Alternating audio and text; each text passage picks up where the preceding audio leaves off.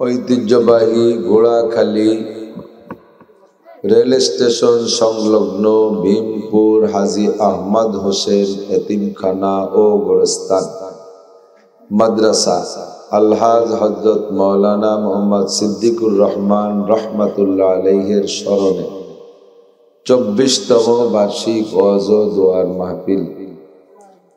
অধ্যকার মাহফিলের সম্মানিত সভাপতি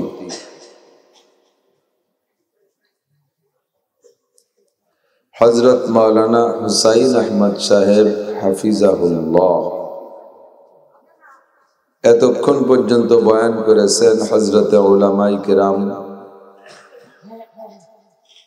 মাদ্রাসার সুযোগ্য সুদক্ষ মুহতামিম সাহেব হুজুর, আসাতিজায়ে কেরাম, এই অঞ্চলের অনেক অনেক উলামায়ে কেরাম, আইম্মায়ে মাসাজিদ, মাদ্রাসার আজিজ আমতুলাবা, প্রাণ প্রিয় দেশবাসী,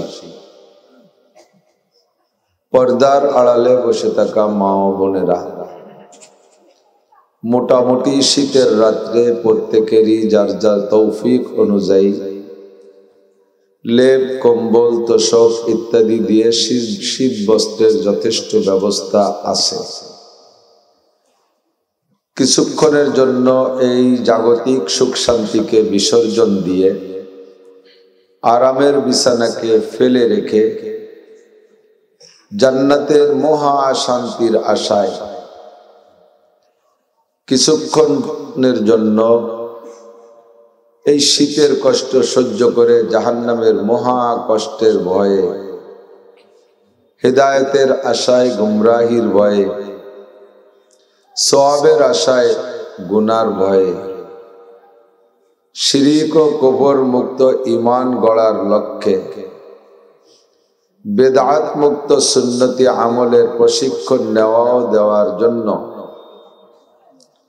আল্লাহ তার রাসূল সাল্লাল্লাহু আলাইহি ওয়াসাল্লামের প্রেম ও ভালোবাসা অন্তরে নিয়ে আল্লাহ পাক আমাদেরকে এখানে আসার বসার কিছু ভালো কথা বলা ও শোনার সুযোগ করে দিলেন। শুকর আদায় করি আলহামদুলিল্লাহ।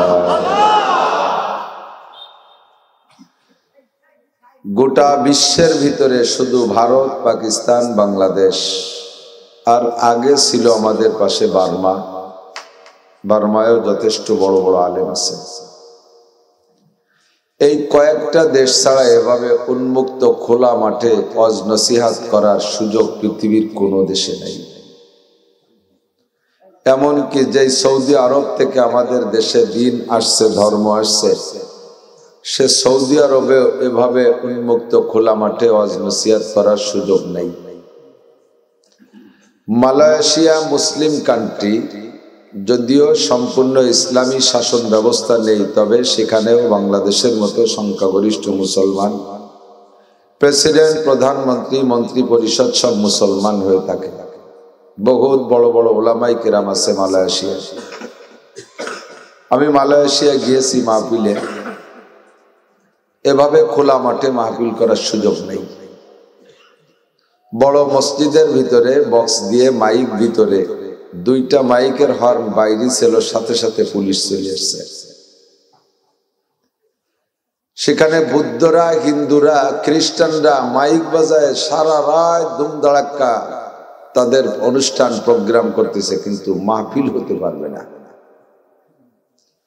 আল্লাহ তাআলা আমাদের ক্ষুদ্র বাংলাদেশ আমাদের জন্য স্বাধীন করে দিয়েছেন, যার স্বাধীনতার অংশ হিসেবে আমরা যে কোনো জায়গা মসজিদ, মাদ্রাসা, ঈদগাহ, গোরস্তান, মাহফিল, ইজতেমা, তাফসীর মাহফিল, ওয়াজ মাহফিল, দাওয়াত ও তাবলীগের কাজ উন্মুক্ত ভাবে খোলামেলা ভাবে করতে পারি। এটা আমাদের জন্য বিশাল একটা পাওয়া। এর শুকর আদায় করি আলহামদুলিল্লাহ। কিয়ামত পর্যন্ত যেন আল্লাহ পাক রব্বুল আলামিন কমপক্ষে বাংলাদেশে এই দরজাটা খোলা রাখে। ধীরে ধীরে বন্ধ হয়ে যাচ্ছিল, কে বা কারা করতেছিল সেটা আমার বলার প্রয়োজন মনে করি না। বাংলাদেশেও হিন্দু বুদ্ধ তাদের প্রোগ্রাম করার জন্য অনুমতি নেওয়া লাগতো না, কিন্তু মাহফিল করার জন্য অনুমতি নেওয়া লাগতো, এবং অনুমতি পাওয়া যেত না। ওসি সাহেব, ডিসি সাহেব তাদের কাছে অনুমতি চাইলে হিন্দুদের পূজা আর আমাদের বড় মাহফিল দুইটা যদি এক টাইমে এসে যেত, আমাদের মাহফিল বন্ধ, পূজা চলবে। গেছে না এরকম? আমি কি বানাই বলতেছি? কারা বন্ধ করছে আমার তা বলার দরকার নেই, কিন্তু এর ঘটনা ঘটছে কি না বাংলাদেশে। আল্লাহ পাক রব্বুল আলামিন আমাদের আপাতত সেখান থেকে বের করে নিয়ে আসছেন, পুনরায় যেন ওই রকম আমরা পাবন্দি আর জবানবন্দির মধ্যে পড়ে না যাই। বলেন আমিন। এ দরজাটা যেন খোলা থাকে। গান চলবে, কীর্তন চলবে, গীতা চলবে, বাইবেল চলবে, আল্লাহর কালাম বাংলার জমিনে তেলাওয়াত চলবে না, এর বয়ান চলবে না, এ কত বড় মহা বিপদের মধ্যে ছিলাম। যদি বর্তমান অবস্থার পর শুকর আদায় করেন, খুশি থাকেন, তাহলে এই দরজাটা আল্লাহ আরো খুলে দেবেন। তাহলে শুকর আদায় করি আলহামদুলিল্লাহ। কোরআনে কারীম 30 পারা। অন্যান্য বিধর্মী যারা আছে, ইসলাম ছাড়া অন্য যত ধর্মের অবলম্বী আছে, তাদের কাছে শুনবেন বা দেখবেন, সচক্ষে দেখবেন তাদের ধর্মীয় উপাসনা কি। জায়গায় জায়গায়, গনে গনে, সিজনে সিজনে, মাসে মাসে 2-4টে আনুষ্ঠানিক ইবাদত আছে। 12 মাসে 13 পূজা, লক্ষ্মী পূজা, সরস্বতী পূজা, দুর্গা পূজা, কালী পূজা, বড় পূজা, মাঝিয়ে পূজা, সাজিয়ে পূজা, ছোট পূজা, মাঘী পূর্ণিমা, এই মাসে মাসে পুজো আছে, ঠিক না? সকালবেলা ঘুম থেকে উঠা গরুর সেনা ধরিয়ে তার ভিতরে গোবর দিয়ে চটকাইয়া বাড়ি ভরে সিটেলি জাগা পাক হয়। না পাক সিটাইয়া বাড়ি পাক বানায়, এটা একটা ইবাদত। আলামাটি সেঙে চটকাইয়া মুখে পে দেবে, এটা একটা ইবাদত। সন্ধ্যাকালে একটু বংশীয় হিন্দু যারা, তারা সিংহায় ফু দিয়ে কিয়ামতের সিগন্যাল দেয়, আর মহিলারা কাঁসার প্লেটের উপরে কড়ি ঘুরাইয়া আর আঙ্গুল মুখের মধ্যে দিয়ে উলুধ্বনি দেয়, ইবাদত।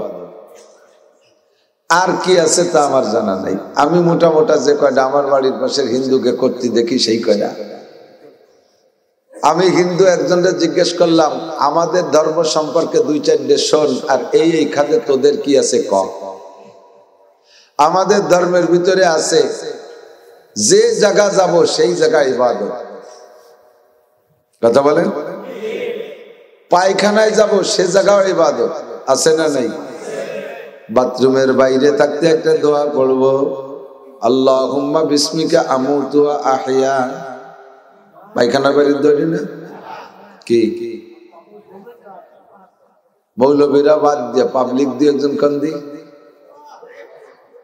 এটা তো ঘুমের দোয়া। পায়খানার দোয়াটা কি? জ্বালা ফেরা।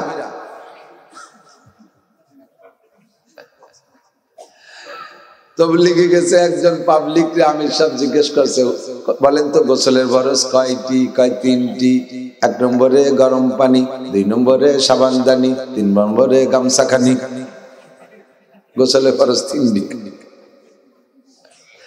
আমাদের বাথরুমের বাইরে থাকতে দোয়া আছে, সেই দোয়াটা পড়লে 100 শহীদের সওয়াব পাওয়া যায়।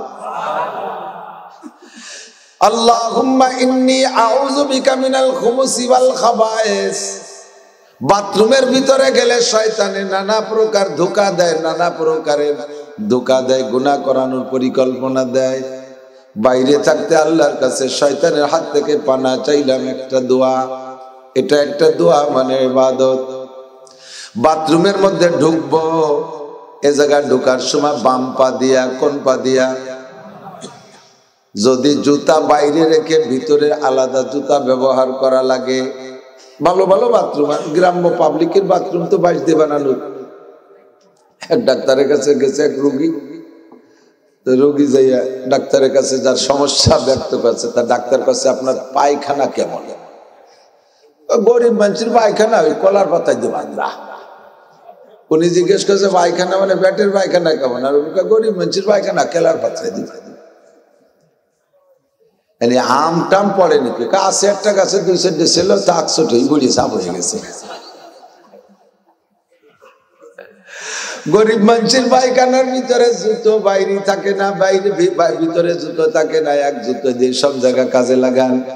তবে যদি জুতা বাইরে রেখে ভিতরে আলাদা জুতা থাকে, বাইরের জুতা বাইরে রেখে ভিতরে যখন ঢুকবেন বাম পা দিয়ে, কিন্তু প্রথম জুতোটা বাম পার মধ্যে ঢুকবেন না। জুতার উপরে পা রাইখা, স্যান্ডেলের উপরে বাম পা রাইখা, এরপরে ডান পা ভিতরে নিয়ে জুতার মধ্যে ডান পা আগে ঢুকাবেন, এরপরে বাম পা ঢুকাইবেন। এতে আরো দুইটা সুন্নাত। এক নম্বরে বাম পা বাথরুমের মধ্যে আগে দেওয়া সুন্নাত, এরপরে ডান পা জুতার মধ্যে ঢুকাইলেন আর একটা সুন্নাত।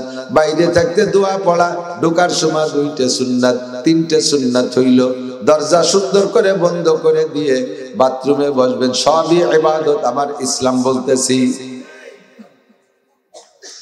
বাথরুমের ভিতরে যত কষ্ট হোক একাই যাইতে হয়। জন্মের কষ্ট হলে আর একজনকে সাথে নেওয়া যায় না। বাথরুমের ভিতরে যাইয়া নিরিবিলি একা, লুঙ্গিটা খুলে উপরে আল্লাহর সাথে বাদাইতে সিগারেট ধরাইয়া বসতে হয়।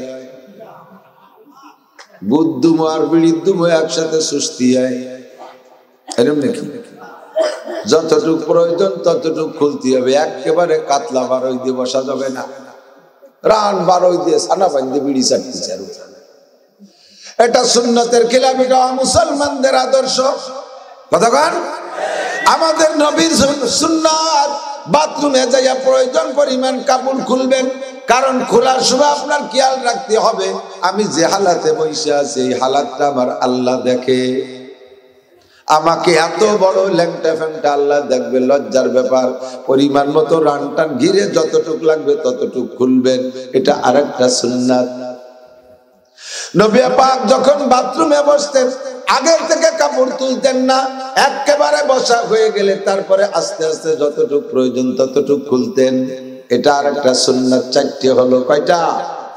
বাথরুমের ভিতরে বাম পায়ের উপরে ভর দিয়ে বসা সুন্নাত। কারণ মানুষের সিনার মধ্যে আলা ইন্না ফিল জাসাদি লামুদগা ইজা সালুহাত সালুহাল জাসাদু কুল্লুহু ওয়া ইজা ফাসাদাত ফাসাদাল জাসাদু কুল্লুহু আলা ওয়া হিয়াল কলব।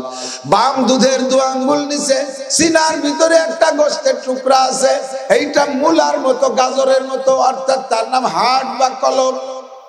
যখন ডান দিক কয়কাত হয় ওইটা এভাবে ঝুলে পড়ে ডান দিক, আর ওইটা খটখট করতে তালে থাকে। বাথরুমে যাওয়ার আগে হাতে তিনটা ঢিলা নেবেন, যদি বাইরের থেকে ঢিলা নেন, আর যদি ঢিলা ভিতরে থাকে তাহলে আর ভিতরে যে কোনো কথা নাই। বাইরের থেকে যদি ঢিলা তিনটা নেন, ওই ঢিলারে বলবেন উসকুতান জিক্রিল্লাহ, আপাতত জিকিরের থেকে বন্ধ রাখো।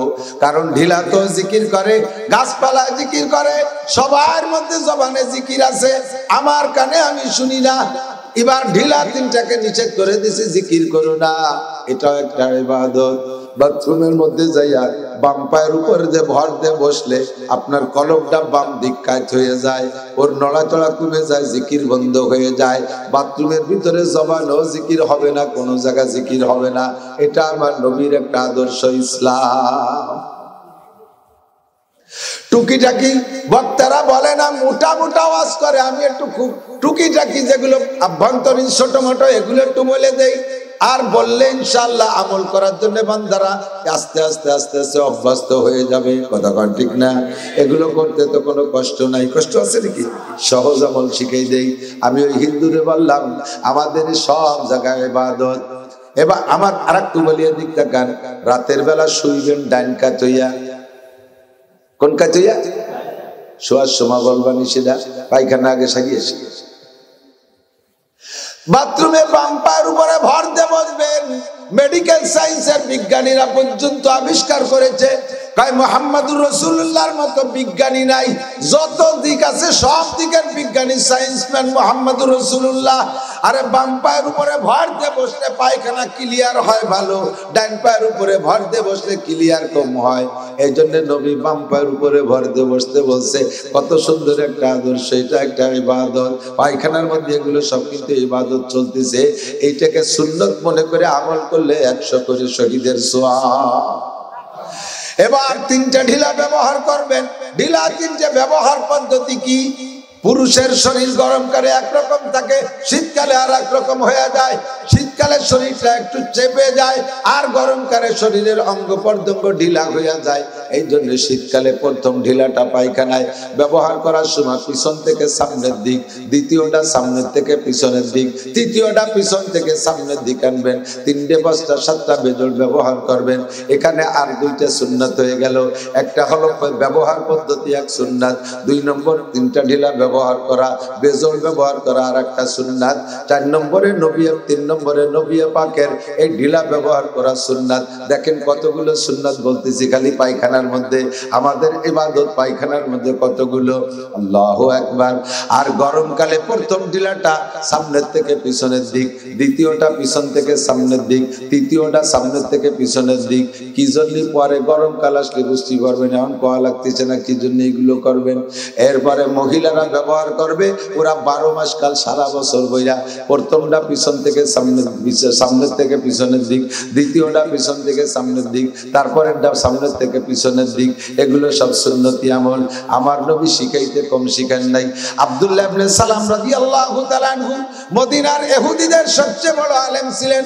নবী পাক যখন মক্কা থেকে হিজরত করে মদিনায় গিয়েছে, আব্দুল্লাহ ইবনে সালাম নবী পাকের কাছে আইসা কলেমা পড়ে ইসলাম গ্রহণ করছেন। কন্যা সুবহানাল্লাহ।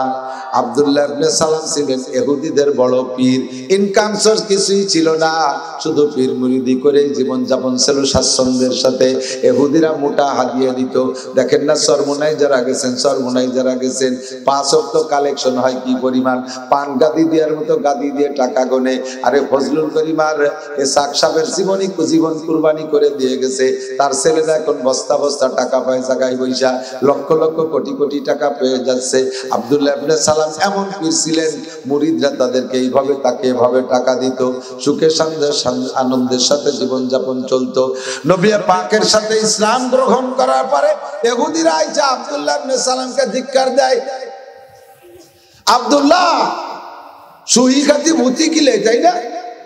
এই মুহাম্মাদের সাথে যে কটা মক্কা চাইছে একটাও ভরণে কাপড় নাই, আইছে আনসারীকে সিরা লুঙ্গি ভরতিছে।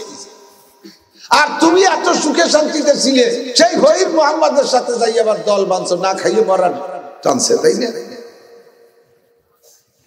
আর তুমি যে নবীর উম্মত ছিলে, সে নবী বা কত বড়, আর মুহাম্মদ নবী কত ছোট। যদি মুহাম্মদ নবীও হয়, মানতে তো চাচ্ছে না, যদি নবীও হয় তাহলে তোমার নবী মুসা আলাইহিস সালাম সরাসরি আল্লাহর সাথে কথা বলছে, আর এই মুহাম্মদ নাকি তার সাথে জিবরাইলের মাধ্যমে কথা বলে। তাহলে তোমার নবী কত বড়, সরাসরি যে আল্লাহর সাথে কথা কয় মুসা নবী, আর মুহাম্মাদের সাথে মুহাম্মদ আল্লাহর সাথে কথা কয় জিবরাইলের মাধ্যমে। আর মুসা নবীর আব্বা মা সব ছিল, আর এই মুহাম্মাদের আব্বা মরে গেছে পেটে থাকতি, আর মা মরছে 6 বছর পরে।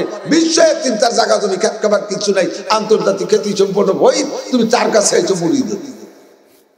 ঠাট্টা করার ভাষা বুখারী শরীফে আছে। দাঁড়ায় রয়েছে, তারা নিজেরা খুঁজে খুঁজে বসুক, দাঁড়াইতে যদি সুখ পাই আবার অসুবিধা। আমি তো ভালো চেয়ারে মোটা জায়গা বসিয়েছি, আমি শান্তি যাবো। আপনারা যদি আগে বসেন, দাঁড়াইলে না জায়গা পায়, এইটা কইতে চাচ্ছে। যে শীতকালের দিন এক একজন এক এক জায়গায় তাওয়া বানাই ফেলছে গরম হয়ে, ছাড়ি দিয়ে আসতে মনে চাইনি। তবে যদি একটু কষ্ট হলে আগায় আসে, যদি একটু কষ্ট, এটা কোন দিক? এই যে বলছি, এই যে এই পাশে 1 কাঠা জায়গা খালি হয়েছে, আসবে কয়েন যা আছে ওই দিকে ঘুরিয়ে দাঁড়িয়ে এসে সামনে আগায় বসলে আপনার আমল নামায় 10 বছর ইতিকাফের সব বেশি লেখা হয়ে যাবে, এক্ষুনি লেখা হয়ে যাবে, এক্ষুনি লেখা হয়ে যাবে। একরামের নিয়ে তাকান যে আমি আগায় বসলে আর একবার বসবে। এই নেকির লোক থাকলে ঠান্ডা ফান্তায় কিছু আসে যাবে না, আগায় বসে বসবেন ইনশাআল্লাহ। 10 বছর ইতিকাফের সব পেয়ে যাবে ইনশাআল্লাহ। আল্লাহু আকবার। আওয়াজ না করি, কথা না বলি, কথা শুনি, আমার দিক তাকান।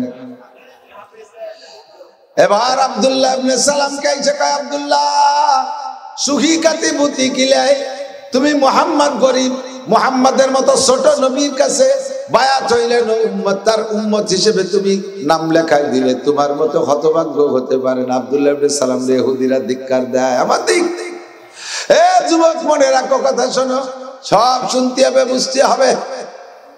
আল্লাহু আকবার। এবার ইহুদিরা কয়, আব্দুল্লাহ তোমার মুহাম্মদ উম্মতকে একেবারে টুকিটাকি শিক্ষা দেয়, আর মুসা নবী উম্মতকে বড় বড় সবকিছু শিক্ষা দেয়। তোমার মুহাম্মদের কিতাব মাত্র 30 পারা, আর তুমি আগে যে নবীর উম্মত ছিলে সেই নবীর কিতাব 1000 পারা। তোমার মুহাম্মাদের কিতাবে মাত্র 6666 আয়াত, তোমার তৌরাতের কিতাব ছিল 10 লক্ষ আয়াতওয়ালা। তুমি এত বড় নবীর বড় ধর্ম ছাড়িয়ে দিয়া এই টুকিটা কি মুহাম্মাদের কাছে মুরিদ হইলা কেন? আব্দুল্লাহ ইবনে সালাম তাদেরকে বলে, হে ইহুদির দল, কেন মুহাম্মাদের কাছে বায়াত হলাম? যদি বুঝতি তাহলে তোরাও হইতি। আরে মুসা নবী আল্লাহর সাথে কথা বলে, মুসা নবী জান্নাতের কথা বলেছেন, আল্লাহর কাছে শুনিয়ে বলছে। আর মুহাম্মদ নবী জান্নাতের কথা বলে, জান্নাত সচক্ষে যাইয়ে দেখে এসে বলে। কথা বলেন ঠিক কি ঠিক না? মুসা নবী সিদরাতুল মুনতাহার কাছে কথা বলে, কোনদিন সিদরাতুল মুনতাহার কাছে মুসা নবী যায় নাই। আমার নবী সিদরাতুল মুনতাহার কথা বলে, নবী সিদরাতুল মুনতাহা সচক্ষে দেখে আসে। মুসা নবী বাইতুল মামুর ফেরেশতাদের মসজিদ 7 আসমানের উপরে, এইটা তোমাদেরকে শুনাইছে, কিন্তু নিজে কোনদিন দেখে নাই। আমার নবী বাইতুল মামুর যাইয়ে সচক্ষে দেখে আসে। মুসা নবী জাহান্নামের কথা বলে, কোনদিন জাহান্নাম চোখে দেখে নাই। আমার নবী জাহান্নাম ঘুরে ঘুরে ভিতরে সব সেক্টর, সব রুমগুলো একে একে দেখে আসে। তাই আইসে বলে, মুসা নবী আল্লাহর বড়ত্বের কথা বলে, আল্লাহর সাথে কথা বলেছে মুসা নবী, আল্লাহকে দেখে নাই। তোর পাহাড়ের সামান্য নূর বেলাইছে আল্লাহ, তাতেই মুসা নবী চিনছে, অজ্ঞান হয়ে বেহুশ হয়ে পড়ে গেছে। আমার নবী মেরাজে যাইয়া সরাসরি আল্লাহ পাকের সামনে বইসা একে একে 10 বার দেখেছে। আরে আমার মুসা নবী বলে, আসমান অনেক বড়, কোনদিন দেখে নাই। আমার নবী 7টা আসমান অতিক্রম কইরা একটা একটা করে সব আসমান দেখে আসে। তোমরা বোঝো, তোমরা জানো মুসা নবী বড়, মুহাম্মদ নবী ছোট। এই নবী ছোট না, এ নবী সব নবীর নবী। তবে আর নবী মুসলমান দিলি বলা দেখি, আমার নবী হলেন সন্তানের জন্য আব্বা যেমন, সন্তানের জন্য আব্বা যেমন ইউআল্লিমুনা কুল্লা শাই, আব্বা যেমন সন্তানকে সবকিছু শিক্ষা দেয়, আমার নবীও আমাদের সবকিছু শিক্ষা দেয়। হাত্তাল কিরাআতা, আব্বা যেমন সন্তানকে পায়খানা করা শিখায়, মায়ে যেমন সন্তানকে পায়খানা করা শিখায়, আমার নবী এরকম আমাদের সবকিছু শিখায়। পায়খানা ঢুকবো কিভাবে তাও শিখায়, বেরোবো কিভাবে তাও শিখায়, বসবো কিভাবে তাও শিখায়, ঢিলা ধর্ম কিভাবে তাও শিখায়। কথা কোন ঠিক কি ঠিক না? ছোটবেলায়, এখন তো সবকিছু আপডেট হয়ে গেছে, সব মডেল চেঞ্জ হয়ে গেছে, ভাষাও পাল্টে যাচ্ছে। কথা কোন? ছোটবেলায় আগে মুরব্বীরা পায়খানা আসলে কি করতেন, একটু বাইরে যাচ্ছে, ময়দানে যাচ্ছে, আগে শুরু তো ময়দান দিয়ে, ঠিক না? এরপরে কয় যে একটু টাটটিতে যাচ্ছে, বাসা একটু ভালো হয়েছে। এরপরে কিছুদিন পর একটু পায়খানায় যায়, এরপরে পায়খানা বাল্টি করে লেট্রিনে যায়, এরপরে কয় টয়লেটে যায়, এরপরে টয়লেট বাদ দিয়ে এখানে কি হয়েছে, ওয়াশরুম, ওয়াশরুমে যায়, ওয়াশরুমে যে ভাস করে মারি দিয়ে চলে আসে। ছোটবেলায় আগান বাগানে পায়খানা করছেন, এরকম মুরব্বী আছেন না নাই? কথা কন না, আছেন না? ডাঙ্গায় বিলির মধ্যে ছোটবেলায় যে পায়খানা করে পানি পাচ্ছেন না, কি এতেন গন্ধি, আলির উপরে ঘাসের সাথে ভাষা ঘষতে ঘষতে 4-5 হাত দূরে চলে যাবে। এর আল্লাহ কি কম মিথ্যে হবে না। আব্বা একদিন দেখে কয়, বাবা এই আলির মধ্যে অনেক সময় শামুক টামুক ভাষা কাটিয়ে অপারেশন হয়ে যাবে, ওভাবে হাগিস নিয়া। পায়খানা করতে যাওয়ার সময় আমাদের বাড়ির পাশে মধুমতি নদী, ছোটবেলাতে এরকম সবাই করছে, উপরে প্যান্ট খুলে তুই নিচে গেছি পায়খানা করতে, আমার সাথীরা সে প্যান্ট সরে নিয়ে গেছে, ল্যাংটা হয়ে সুচি বুঝে বাড়ি কান্দি কান্দি বাড়িয়েছি। আব্বা কয়, বাবা ওভাবে পায়খানা করা যাবে না, প্যান্টে হাঁটুর মধ্যে ভাজায় রাখতে হয়। প্রথম যেদিন প্যান্ট খুলে হাঁটুর মধ্যে ভাজাইছি, বারবার টেনশন, আল্লাহ কোন বেশতে মাহায় যায়। কথা কন না কেন? এগুলো হাতে ধরে প্রশিক্ষণ দিয়েছে।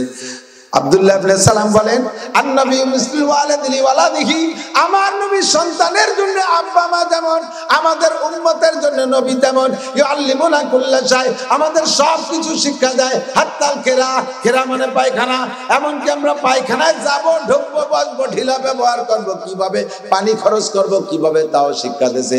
অনেকে পায়খানায় যে পানি মারিয়ে দেয় আর এই উপর দিক ঠাস ঠাস করে বাড়ি মারে, তো টাস টাস করে বাড়ি মারলি, বাড়ি মারা পানি সিটি হাতে বাতে লুঙ্গি মুঙ্গি যায় না, তুমি সেই লুঙ্গি পরে নামাজ পড়তেছো দুদু।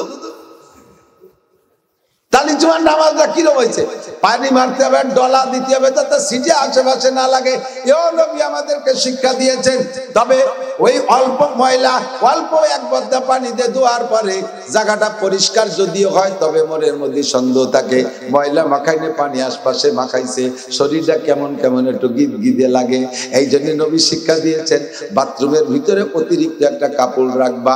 যদিও ওই কাপড়, ওই পানি গায়ে লাগলে, গায়ে লাগা অবস্থায় কাপড়ে মাখাইলেও নামাজ হবে, কারণ ওই পানির হাত থেকে বাঁচা বড় কঠিন, কেউ বাঁচতে পারবে না, সব জায়গাতে গামছা থাকে না। এই জন্য নবী অনুমতি দিয়েছে। তবে আত্মতৃপ্তি বেশির জন্য সুন্নত হলো বাথরুমের ভিতরে অতিরিক্ত একটা শুকনো কাপড় রাখবেন। বাথরুম সাইডে পানি খরচের পরে শরীরটাকে না ভিজে জায়গাটা শুকনো কাপড় দিয়ে মুছবেন, এরপরে পরনের কাপড়টা পরে নেবেন। দেখবেন মুসা ছাড়া নামাজ পড়লে যেই পরিমাণ একাগ্রতা হইতো, আজকে আপনি ওযু বানায় নামাজ পড়লে তার চাইতে বেশি একাগ্রতা হবে। ঠিক কইছি না? সব আমাদেরকে শিক্ষা দিয়েছে। এরপরে বাথরুম সাইরা বেরোনোর সময় ডান পা আগে বেরো করবা, বাইরে এসে দোয়া পড়বা, ভিতরের থেকে দোয়া না। গুফরানাকা আলহামদুলিল্লাহিল্লাযী আযহাবা আন্নিল আযাবা ফানি। গুফরানাকা, ক্ষমা চাই তুমি আল্লাহর কাছে। আলহামদুলিল্লাহ, আল্লাহ তোমার অসংখ্য প্রশংসা, তোমার সব প্রশংসা, কারণ আল্লাযী আযহাবা আন্নিল আযা। আযা মানে কষ্টদায়ক জিনিস। পেটের মধ্যে যদি পায়খানা জমে যায় আর যদি নিয়মিত পায়খানা না হয়, তাহলে কষ্টের শেষ আছে?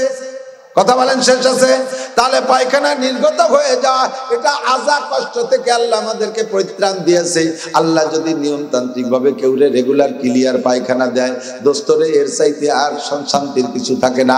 হাজার হাজার লাখ টাকার ওষুধ খাইয়া তো পায়খানা ঠিক মতো হচ্ছে না, আমাদের নিয়মিত পায়খানা হয়ে যাচ্ছে। এটা আল্লাহর শুকর ছাড়া আর কতক্ষণ কার শুকর? আল্লাহর শুকর আদায় করো। আলহামদুলিল্লাহিল্লাযী আযহাবা আন্নিল আযাবা ফানি। আমাকে আল্লাহ তাআলা শান্তি দিয়েছেন, প্রশান্তি দিয়েছেন। বাহিরে সেই দোয়াটা পড়ো। কতগুলো সুন্নাত হিসাব করেছেন আল্লাহর নবী বলেন, মান তামাসসাকা বিসুন্নতি ইনদা ফাসাদে উম্মতি ফালাহু আজরু মিয়াতি শাহীদ। যে সময় সুন্নতগুলো বিলুপ্ত হতে থাকবে, এই সময় যদি একটা সুন্নতের পর আমল করো, 100 শহীদের সওয়াব দেয়া হবে। আমি বললাম, কিন্তু দেখ আমাকে পায়খানার মধ্যে কতগুলো ইবাদত, তোকে এই জায়গা কি কি ইবাদত আছে?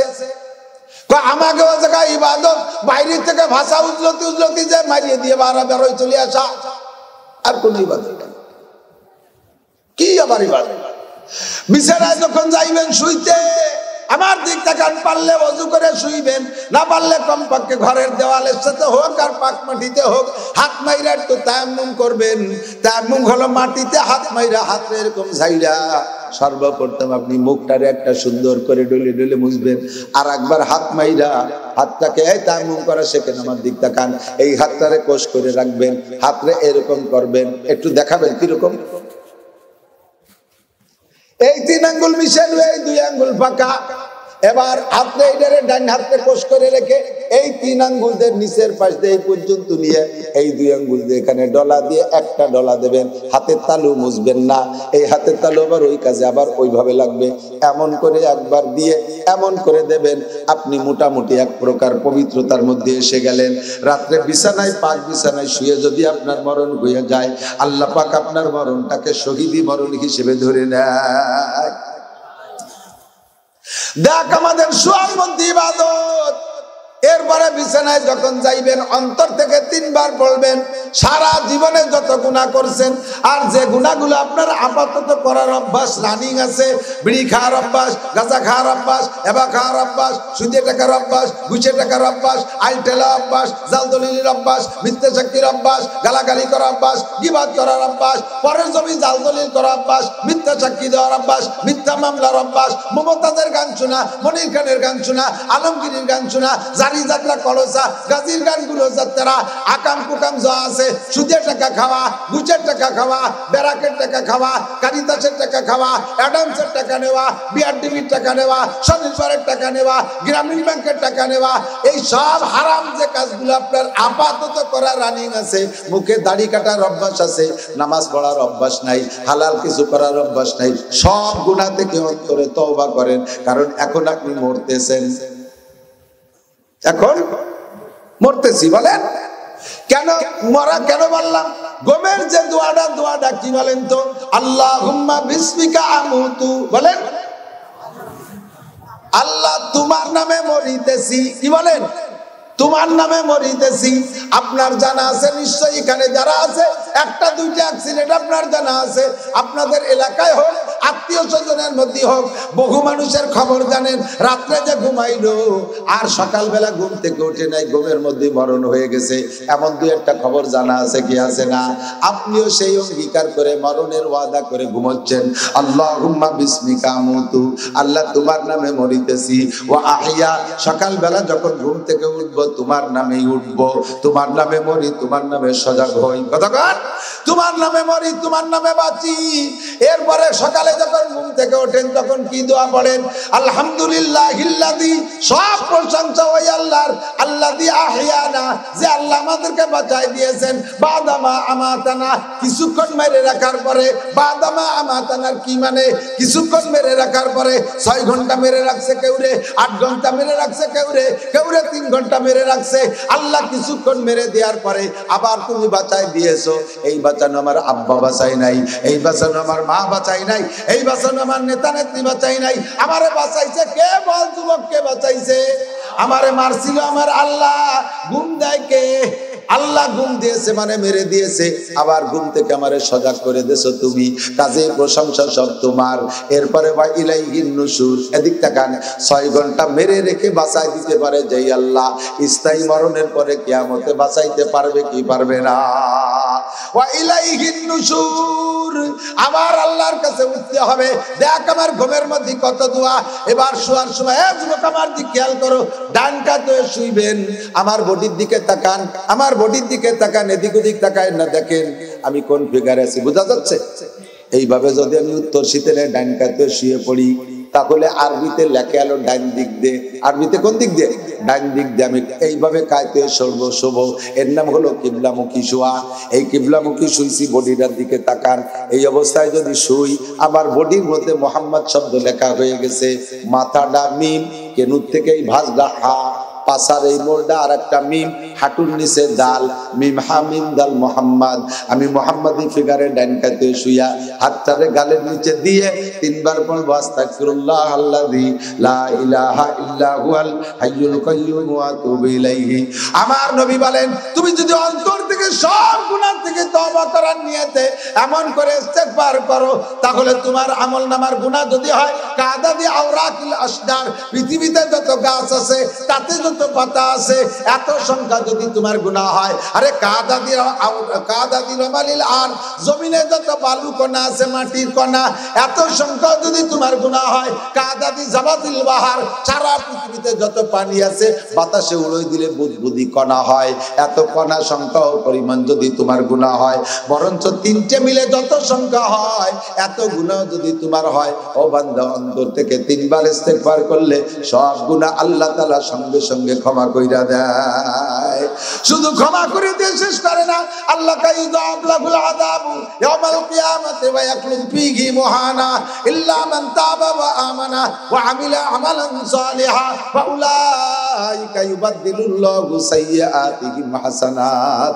জীবনের যত হলো এত সংখ্যা তোমার গুনাহ হইলে সঙ্গে সঙ্গে গুনাহগুলোকে আল্লাহ উল্টোয় পাল্টাইয়া নেকি দ্বারা পরিণত করে দেয়। এভাবে তুমি মুহাম্মাদি ফিগার নিয়ে শুইবা। এদিকে দিক যুবকরা, আল্লাহ তাআলা প্রত্যেক আমলের প্রথম অংশটা দেখে, ফেরেশতাকে পাঠায় যে দেখি প্রথম অবস্থা কি রকম আছে। প্রথম অবস্থায় এভাবে ডান কাতে শোয়া, এরপরে ফেরেশতার যে আল্লাহ কি যে শোয়া শুইছে, জাবাল কাবাল লাল টুল টু জুয়েল টুয়েল টুলু লুলু ডলি বলি, এ সব মুহাম্মদ হয়ে গেছে শুয়ে শুয়ে। এই যে রিপোর্ট দিয়ে আর আপনাকে দিকে আসবে না, আর আসবে সকালে ঘুমের তো ওঠার সময়। এর মধ্যে আপনি সুতি সুতি লুঙ্গি গলায় বেঁচে গেছে, ফ্যান খাটের নিচে চলে গেছে, শীত কায় তুবন, ওগুলো আর ওরা দেখবে না, ওরা শুরুটা দিয়ে চলে যায়। আবার সকালবেলা যখন ঘুম থেকে উঠে দোয়া পড়বেন, আপনার জীবনের সব গুনাহ আল্লাহ মাফ করে দেয়। ফজরের নামাজ পড়বি যুবক, ঈশার নামাজ পড়বি, ঈশা পড়লে অর্ধরাত, আর এরপরে ফজর পড়লে বাকি অর্ধরাত। যেই লোকটা ঈশা আর ফজর পড়লো নারী আর পুরুষ, আমার নবী বলে ওই লোকটার আমল নামায় সারা রাত ফেরেশতারা নামাজের নেকি লিখতে থাকে। আমার ইবাদত দেখ, ঘুমানোর মধ্যে ইবাদত আছে না নাই? কথা কান। মাঝে মাঝে এই লবণটা একটু মুখে দেব, পড়বো হানি আম্মারি আ, এটা দেখ একটা নেকি। পানি যখন পান করবো বলবো অসাকাহুম রব্বুহুম শারাবান তাহুরা, কি সুন্দর পানি আল্লাহ আমারে দিয়েছে, আমি পান করলাম খুশি মতে। মাঝে মাঝে লুকমা গেলবেন আর বলবেন লাকাল হামদু ওয়া লাকাশ শুকর। দেখ কত দোয়া, খার মধ্যে কত ইবাদত। ও হিন্দু ভদ্রলোক, তুই কত, তোকে কোন কোন জায়গা, এইসব জায়গা কি কি দোয়া আছে? আমাকে ধমা ধমাই দেন, খাওয়ার ভাব দেখছেন, হিন্দুকে খাওয়া দেখছেন নাকি জানি। আমাকে বাড়িতে ছিল যতীন ডাক্তার, এইরকম কান্দা খাড়া এত বড় থালে শেয়ার অনেক সালের ভাত দিয়ে তা মুখ ডলার মধ্যে $2-3 দিয়ে 3 ডালা বানাইয়ে টমাটক মারি দিয়েছে।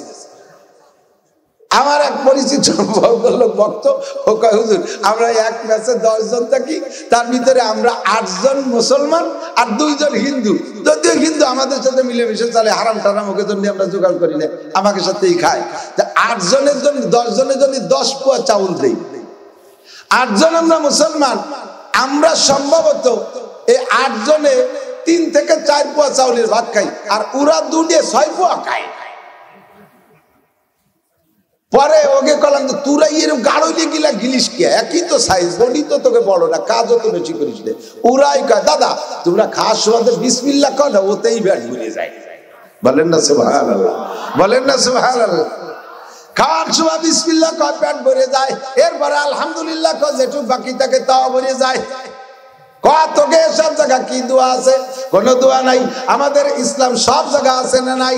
রাতের বেলা স্ত্রী নিয়ে আনন্দ করবা, সে জায়গাও তোমার দোয়া আছে, সে জায়গাও তোমার সিস্টেম আছে, আছে না নাই? আল্লাহু আকবার। আমাদের ইসলাম এ টু জেড সব জায়গা, তোদের ইসলাম, তোদের শরীয়ত সব জায়গা, তোদের ধর্ম সব জায়গায় এভাবে পাওয়া যায় না। আল্লাহু আকবার। আল্লাহ পাক 30 পারা কোরআন শরীফ দিয়েছে আমাদের জীবন যাপনের জন্য, অন্য আর কোনো কিছুর না। ব্যক্তি জীবন, পারিবারিক জীবন, সামাজিক জীবন, জীবন 6 ভাগে বিভক্ত। কয় ভাগ? 6 জীবনের সম্পূর্ণ সংবিধান আল্লাহ কোরআনে কারিমের মধ্যে দিয়ে রেখেছে। ব্যক্তি জীবন কিভাবে পরিচালনা করবা কোরআনে আছে না নাই?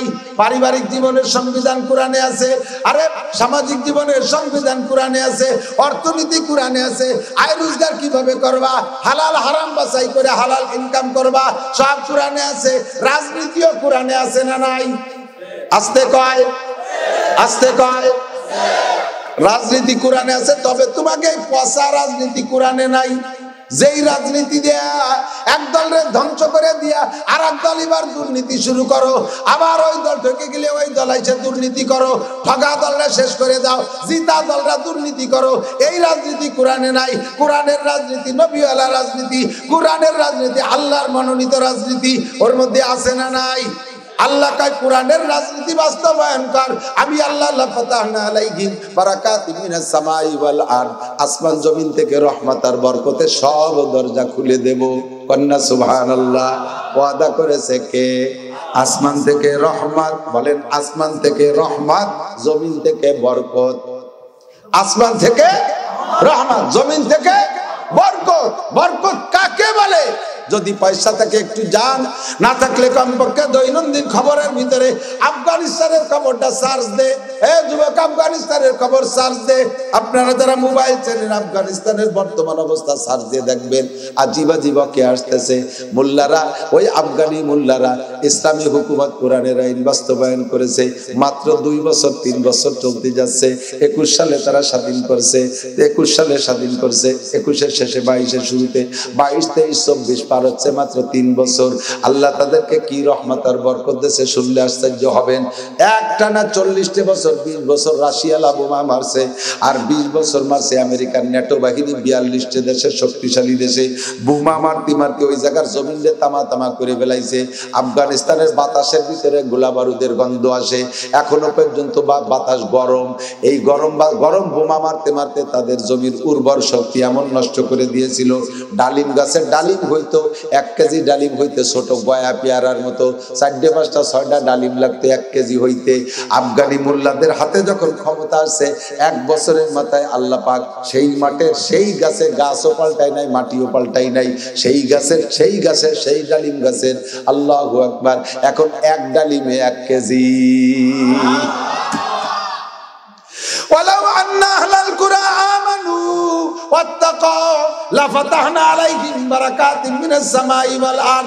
আসমান থেকে রহমত, জমিন থেকে বরকত জ্বালাই দিয়েছে। আর আফগানে আরেকটা বড় ব্যবসা, আরেকটা ইনকাম সোর্স, দেশে জাফরান হয়, দামি জাফরান। 1 বড়ি জাফরানের দাম 300 টাকা, 400 টাকা, 500 টাকা 1 বড়ি জাফরানের দাম। তাহলে কেজি কত দাম? জাফরানের চাষ একমাত্র বিশ্বে আফগানিস্তানে হয়। আর এই দামি জাফরান সারা পৃথিবীর সকলের চাহিদা। এই বোমা মারতে মারতে আপনাদের পায়ের নিচে খেয়াড়ার নাড়া যেমন আফগানের এই জাফরান গাছগুলো এরকম মাটির সাথে মিশে গেছিল, নতুন কোনো গাছ লাগাই নাই। মৌলবীরা ক্ষমতায় এসে কোরআনী আইন বাস্তবায়ন করার সাথে সাথে সেই গাছগুলোকে আল্লাহ তাআলা নতুন জীবন দান করেছে। এখন হাজার হাজার লক্ষ লক্ষ কোটি কোটি টাকা তারা জাফরান থেকে পায়। এ মোল্লারা জীবনে সায়েন্স পড়ে নাই, কোনদিনও তারা স্কুল কলেজ ইউনিভার্সিটিতে পড়ে নাই। আমরা বাংলাদেশের উলামায়ে কিরাম যে কিতাব পড়ে আলেম, ওই আফগানি মৌলবীরা সেই কিতাব পড়ে আলেম। ওরা আলিয়া মাদ্রাসায় পড়ে না, সায়েন্স বিজ্ঞান কিচ্ছুই পড়ে নাই। আল্লাহ এই মৌলবীকে মাথায় এত ব্রেন দিয়েছে, মাত্র 2 বছরের ভিতরে এমন দামি গাড়ি তৈরি করছে, জাপান আলা ফেল হয়ে গেছে, জাপান আলাদের চোখ বড় হয়ে গেছে। আরে মোল্লারে এত দামি গাড়ি বানাইলো, আমাদের গাড়ির ব্যবসা শেষ। এই পাহাড় খনন করে লম্বা একটা টানেল বানাইতে হবে, সুড়ঙ্গ রাস্তা। 40 বছর পর্যন্ত রাশিয়ার আমেরিকাওয়ালা পারে নাই, মৌলবীরা মাত্র 2 বছরের ভিতরে সেই টানেল বানায় ফেলাইছে। আর এই সাগরের থেকে ওই সাগরে পানি আদান প্রদান করবে, মাঝখান দিয়ে আড়াআড়ি পথ বানানোর জন্য খাল খনন করতে হবে। আমেরিকাওয়ালা কয়েকবার টার্গেট দিয়েছে, রাশিয়াওয়ালা টার্গেট দিয়ে পারে নাই। এই মৌলবীরা মাত্র 2 বছরের ভিতরে নিজেদের প্রযুক্তি দিয়ে বিশাল খাল বানাইছে, বড় বড় ভারী জাহাজ সেই জায়গাতে যাতায়াত করে। আল্লাহ কাল্লা ফাতাহনা আলাইহিম বারাকাতিন মিনাস সামাই ওয়াল আরদ। আমার কোরআনকে বাস্তবায়ন কর, কোরআনী রাজনীতি কর, একেবারে সহিহ কোরআনী রাজনীতি। তবে 2 নম্বরই ডুপলি মিছি কোরআনের কথা কয়ে 2 নম্বরই করবি, তবে তোকে আসমানে চাঁদ ধরবি ভাব। একেবারে চাঁদের 1 ইঞ্চি দূরে থাকতে এমন একটা ছাড় দেবো, 7 তবক জমিনের নিচে চলে যাবি যদি কোরআনের নামে মিথ্যা স্লোগান দিয়ে বেড়াইস। কোরআনী আইন বাস্তবায়ন করবি, অথচ নবীর সুন্নাত বাস্তবায়ন করিস না।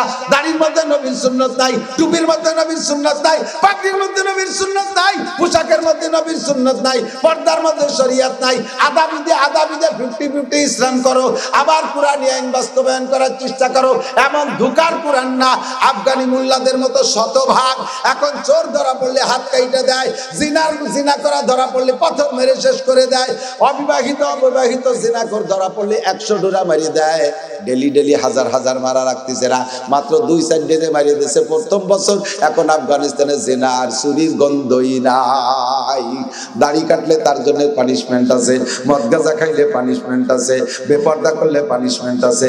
নামাজ 1 ওয়াক্ত সাবালেক, আজান হওয়ার পরে বাহিরে কোনো সাবালেক পুরুষ থাকলে খবর আছে, গোয়েন্দা পুলিশ সব জায়গায় লাগানো আছে। আল্লাহ পাক রব্বুল আলামিন বলেন, ওয়ালাউ আন্না আহলাল কুরা আমানু ওয়াত্তাকাউ লাফাতাহনা আলাইহিম বারাকাতিন মিনাস সামাই ওয়াল আরদ। আরে আওয়ামী লীগ বলি না আর বিএনপি বলি না, কোন দলের মাধ্যমে করবেন আমি জানি না। যদি আওয়ামী লীগেরা শতভাগ কোরআনী আইন বাস্তবায়ন করত, তাহলে আমি খোদার কসম দিয়ে বলতে পারি বাংলার জমিন থেকে এভাবে পরাজিত হতে হতো না। কথা বলেন ঠিক কি ঠিক না? আবার বিএনপি এলারা যদি করো, ক্ষমতায় যদি কোরআনী আইন বাস্তবায়ন করো, আল্লাহু আকবার, যতদিন কোরআন নিয়ে চলবা ততদিন তোমাদের হাত থেকে ক্ষমতা ছুটবে না। আর যদি 2 নম্বরই করো, তাহলে খোদার গজব ওদের উপরে যেমন পড়ছে তার চাইতে বেশি পড়বে তোমাদের উপরে। তোমাদের ষড়যন্ত্রে হাজার হাজার মানুষের জান গেছে, এরপরে আবার এই উল্টো পাল্টা শুরু করছো, আল্লাহর কাছে ধরা পড়া যাবা।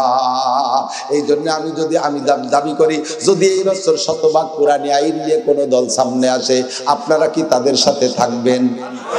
কারা কারা থাকবেন? আল্লাহ কবুল করুক, বলেন আমিন। আল্লাহ কবুল করুক, বলেন আমিন। আল্লাহ রহমান মাশাআল্লাহ হাতান কন্টেস্ট একটা বার আল্লাহকে একটু ট্রাই করি যে আফগানে দেশে আমাকে বাংলাদেশের এইরকম হারাইনিকে দেয় না দেয় কোয়া যায়, একটা বার একটু ট্রাই করে দেখি আল্লাহ দেয় নাকি। দেখি আল্লাহ দেয়, দেখি আল্লাহ দেয় নাকি। আল্লাহ পাক রব্বুল আলামিন চাইতে ফেল করা জাত। আল্লাহ কি ফেল করে? আল্লাহ কি ফেল করে? আল্লাহ কি ওয়াদা খিলাফ করে? আল্লাহ কালা ফাতাহনা আলাইহিম বারাকাতিন মিনাস সামাই ওয়াল আরদ, আসমান জমিন থেকে রহমত আর বরকতের দরজা। তাহলে রাজনীতি কোরআনে আছে না নাই? 6 নম্বরে আন্তর্জাতিক নীতিও কোরআনের কারিমের মধ্যে আছে। এই 6টা জীবন কোরআনের মধ্যে আছে, এ টু জেড শুরু থেকে শেষ পর্যন্ত। কারে কিভাবে বয়ান করতে হবে সব আছে। এই 30 পারা কোরআন শরীফকে আল্লাহ পাক 114টা সূরার ভিতরে বিন্যাস করেছে। 21 নম্বর পারার মধ্যে একটা সূরা, সূরার নাম সূরাতুল লুকমান। এই পাশে কথা বল, এই তুই বিটি মানুষ আনাইছিস কিছু ভিডিও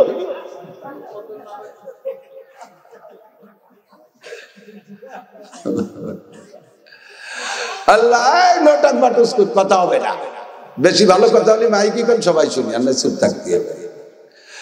আল্লাহ সূরার নাম সূরা লুকমান। কি নাম? চলে আইছে অযোধ্যারে। যুবকরা খুব কান খাড়া করবা, বুড়োরা যাই শুয়ে থাকতে পারে। আমি বুড়ো গ্যাস করি না, কারণ বুড়োরা এমনি মুনিশি হয়ে গেছে। ট্যাগ একখান কবরে চাকা পাংচার হয়ে গেছে। দিনের বেলা আগে বেলা দেখতে, এখন আসরের বেলাতে পায়খানার দরজা খুঁজে পায় না।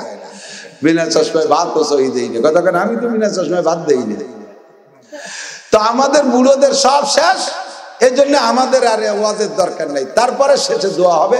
ব্যাগটায় যদি একটু কাঁদতে দেন, দাড়ি পাকা মানুষ চোখ দিয়ে 2 ফোঁটা পানি পড়লে, ঠোঁটটা বাঁকায় গেলে আল্লাহ তাআলা লজ্জায় ওই বুড়োর সব গুনাহ মাফ করে দেয়।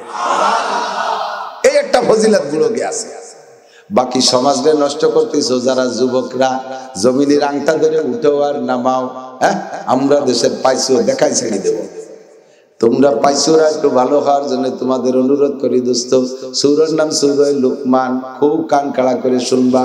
সূরা লুকমান বিভিন্ন সূরার বিভিন্ন নাম আছে। পিপিলিকার নামে শুরু আছে নামাল। হ্যাঁ, নামাল মানে পিপিলিকা। বাকারা মানে গাই, গায়ের নামে শুরু। জি, কাহাব একটা গোষ্ঠীর নামে একটা দল, আসহাবে কাহাব 7 জন যুবকের নামে একটা সূরা। এরকম 114টা সূরা বিভিন্ন নামে। এই সূরাটা কোন নবীর নামে না, একজন ওলির নামে। ওলির নাম হলো লুকমানে হাকিম। কি নাম? লুকমানে হাকিম। খুব খেয়াল। লোকটার চেহারা যদি দেখতেন, আমি দেখছি তা না, যেভাবে তাফসীরে পড়ছি এবং সেই গোষ্ঠীর লোক আমি মক্কায় দেখছি, মদিনায় দেখছি। কালোর মধ্যেও ভাব আছে। আমাদের বাঙালি কালো, নাকচোখ অনেক সুন্দর, অনেক ডলার চাইতে কালারে ভালো দেখা যায়, ঠিক না? আর এই হাফসি কালারা ঠোঁট দুটো মোটা মোটা, 2 ঠোঁট 2 দিক, দাঁতগুলো সুন্দর সুন্দর সাদা, ছোট্ট ছোট বিলে চোখের মতো চোখ, মাথার চুল কুকড়ি মুকড়ি দিয়া এটা ডেবা ডুবো মোটা, ভেই করে ভেড়ুস ভেড়ুস মোটা, এত মোটা মোটা সর্বি কলার মতো আঙ্গুল, পাও বালি মাগির মতো হাইটিয়ে 3-4 ভাগ ওই রক্ত বেরোচ্ছে দেখা যাচ্ছে। আবার এই মেয়েরা এই কুকড়ি কুকড়ি চুল, এক এক মাথায় 40-50টা ছোট শিখে বুনই না মহিলা, আমাকে শিখে বানাতে মনে আছে, পাট দিয়ে শিখে বুনানোর মতো এরকম বেনি পড়ছে, মাথা ভরিয়ে এই কালারা ওইভাবে সাজছে। সেই বংশের একটা লোকের নাম লুকমানে হাকিম। একেবারে বংশ ধরে গোলাম, উনি গোলাম, ওনার বাপ গোলাম, তার বাপ, তার বাপ, 14 পুরুষ ধরে গোলাম। গোলাম মানে কি? গোলাম মানে আপনার বাড়ির গরু, সেম কোয়ালিটি অফ গরু। আপনার বাড়ির গরু আছে, গরু আছে না, গরু পালেন। আপনার বাড়ির গাভীর বাচ্চাটা এখনো দুধ ছাড়াই নেই, আপনি ইচ্ছে করলে বাছুরটারে রেখে গাইডারে বেশি ফেলাই দিচ্ছেন, আবার গাইডারে রেখে বাছুরটারে বেশি ফেলাই দিচ্ছেন। এ জায়গা গায়ের কোনো অভিযোগ আপনি শোনেন না, বাছুরটাই কান্দে শোনেন না। এই গরুর কোনো আধিপত্য নাই। বাছুরটারে দুধি বাঁধিয়ে রাখছেন, মার অলান দুধি ভরিয়ে গেছে, সহ্যতি পাতে যা তার অলানের মধ্যে টাট আসছে, তবুও বাচ্চাটাকে ছাড়িয়ে দেন না আপনি দুধ খাওয়ার জন্য। নিজের বাচ্চারে নিজে দুধ খাওয়ানোর অধিকার নাই। এই গরুগুলো যেমন মানুষও গোলাম যারা মালিকের কাছে, এরকম ছিল। সন্তান তার, অথচ সন্তানের একটা প্যান্ট কিনে দেওয়ার ক্ষমতা বাপের নাই। মাকে মায়ের বাচ্চারা দুধ খাওয়ানোর ক্ষমতা নাই মালিকের অর্ডার ছাড়া। এইগুলো গোলামবান্দির পরিবেশ ছিল। সেই রকম একটা গোলাম লুকমানে হাকিম। 3টে গোলাম সম্পর্কে হাদিসের মধ্যে আসছে। নবী পাক বলেন 3টে গোলাম, 3টে কালো মানুষ, 3টে কালো মানুষ লক্ষ লক্ষ ধলা মানুষের চাইতে আল্লাহর কাছে দামি। একটা কালো মানুষ লুকমানে হাকিম, আর একটা কালো মানুষ বিলালে হাবশি, আর একটা কালো মানুষ মাহজা রাদিয়াল্লাহু তাআলা আনহু, হযরত ওমর রাদিয়াল্লাহু তাআলা আনহু আযাদ করা গোলাম। এই 3টে কালো গোলাম লক্ষ লক্ষ ধলা মানুষের চাইতে আল্লাহর কাছে দামি। আদমিয়ত লাহম শাহম পোস্তে নিজ, আদমিয়ত লাহম শাহম পোস্তে নিজ, আদমিয়ত জুজরি যায় দোস্তে নিজ। মোটা ভেড়োগুলো স্বাস্থ্য হলে তার নাম মানুষ না, 7 ফুট লম্বা হলে তার নাম মানুষ না, সাদের মতো চেহারা হইলে তার নাম মানুষ না। আরে মানুষ, মানবতা, মানুষ হলো আলাদা জিনিস। যার মধ্যে মানবতা আছে, আল্লাহর ভয়, আমার যুবক, যার মধ্যে আল্লাহর ভয় আছে, আল্লাহর প্রতি ঈমান আছে, ওই লোকটা কালো হোক আর জামরি হোক, ফকির হোক আর মিসকিন হোক, তার দাম আল্লাহর কাছে হাজার হাজার ধলা মানুষের চাইতে বেশি না কম? কম না বেশি? জোরে বলেন, কম না বেশি? এই 3টে কালো মানুষের মধ্যে একটা কালো মানুষের নাম লুকমানে হাকিম আলাইহিস সালাম। আল্লাহ পাক তার জ্ঞান গরিমা বিদ্যা বুদ্ধির দিক দিয়ে তাকাইয়া, ইবাদত বندگی তাকওয়া পরহেজগারের দিকে তাকাইয়া আল্লাহ লুকমান হাকিম রে প্রস্তাব দিয়েছে, লুকমান তুমি কি নবী হতে চাও না ওলি হতে চাও? কি কইছি? নবী না? লুকমানে হাকিম বলেন, আল্লাহ নবী আর ওলির মধ্যে পার্থক্য কি? আল্লাহ পাক বললেন, সারা পৃথিবীর সব ওলিকে এক পাল্লায় রাখলে, সারা পৃথিবী লক্ষ লক্ষ ওলি যদি হয়, আর সব ওলিকে দাড়ি পাল্লার এক পাল্লায় রাখলে, আর এক পাল্লায় ছোট একজন নবীকে রাখলে, নবীর পাল্লার ওজন বেশি হইয়া যায়। লুকমান বলো, তুমি ওলি হইতে চাও না নবী হতে চাও? লুকমান হাকিম, হাকিম তো হিকমতের বুক ঢিলিয়া, উনি কয়, আল্লাহ আমার জানা মতে আমার আগে যত মানুষের নবী বানাইছো, কেউরে নবী বানানোর জন্য প্রস্তাব দাও নাই। যারে নবী বানাবা তার কাছে জিবরাইলে পাঠাই দিয়ে পতাকা দিয়ে দেছো, আর সে নবুয়তের পতাকা নিয়ে ঘুরছে। আমারও যদি তুমি নবী বানানোর ইচ্ছা থাকতো তাহলে প্রস্তাব দিতে না, ডাইরেক্ট নবী বানাই দিতে। তুমি কোন নবীরে প্রস্তাব দিয়ে নবী বানাও নাই, কাজে আমারও নবী বানানো বরাদ্দ থাকলে প্রস্তাব দিতে না। আল্লাহ পাক বলেন, তাহলে তুমি কি মনে করো আমি প্রতারণা করছি তোমার সাথে?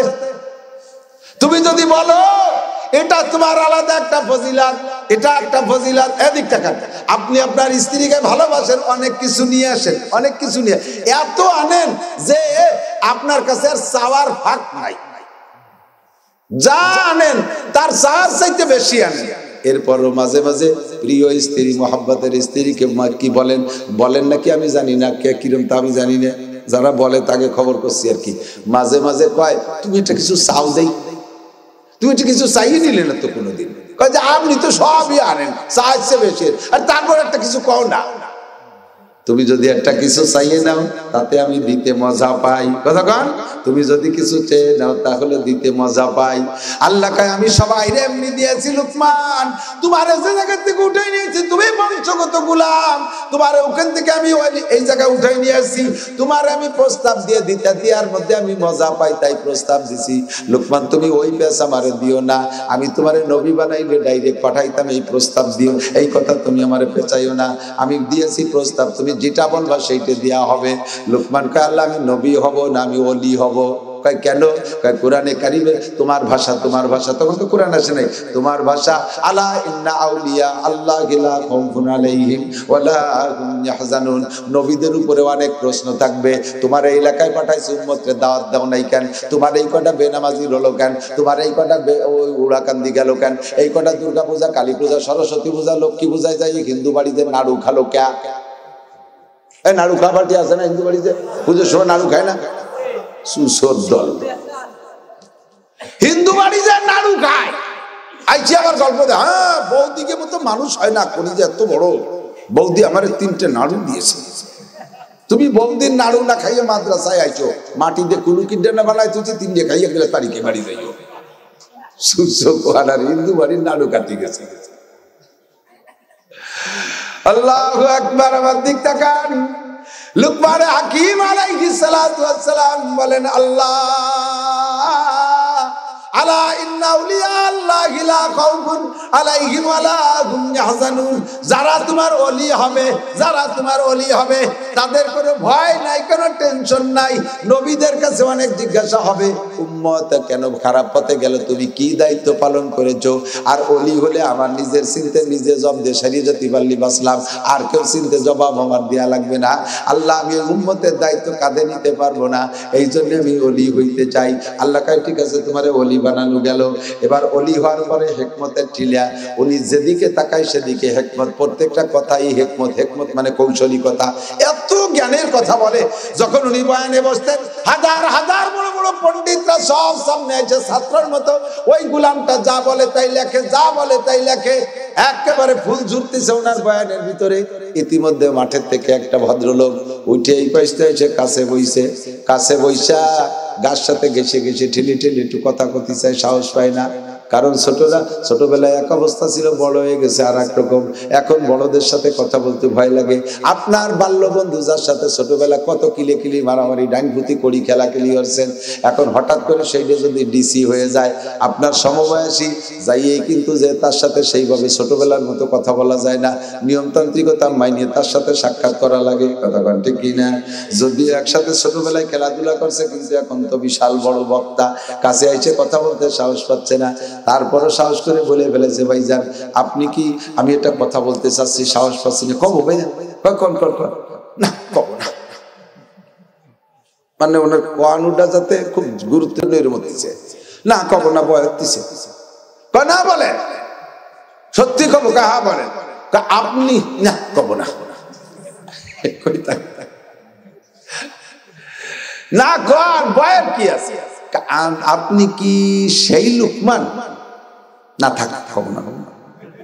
আর কোন না কি হয়েছে, আপনি কি সেই লুকমান যেই লুকমান আর আমি অমক মালিকের বাড়ির গোলাম ছিলাম, দুইজনে একসাথে ছাগল রেহে বেড়াতাম আর মারামারি হতো, আমি কি সেই লুকমান? দেখি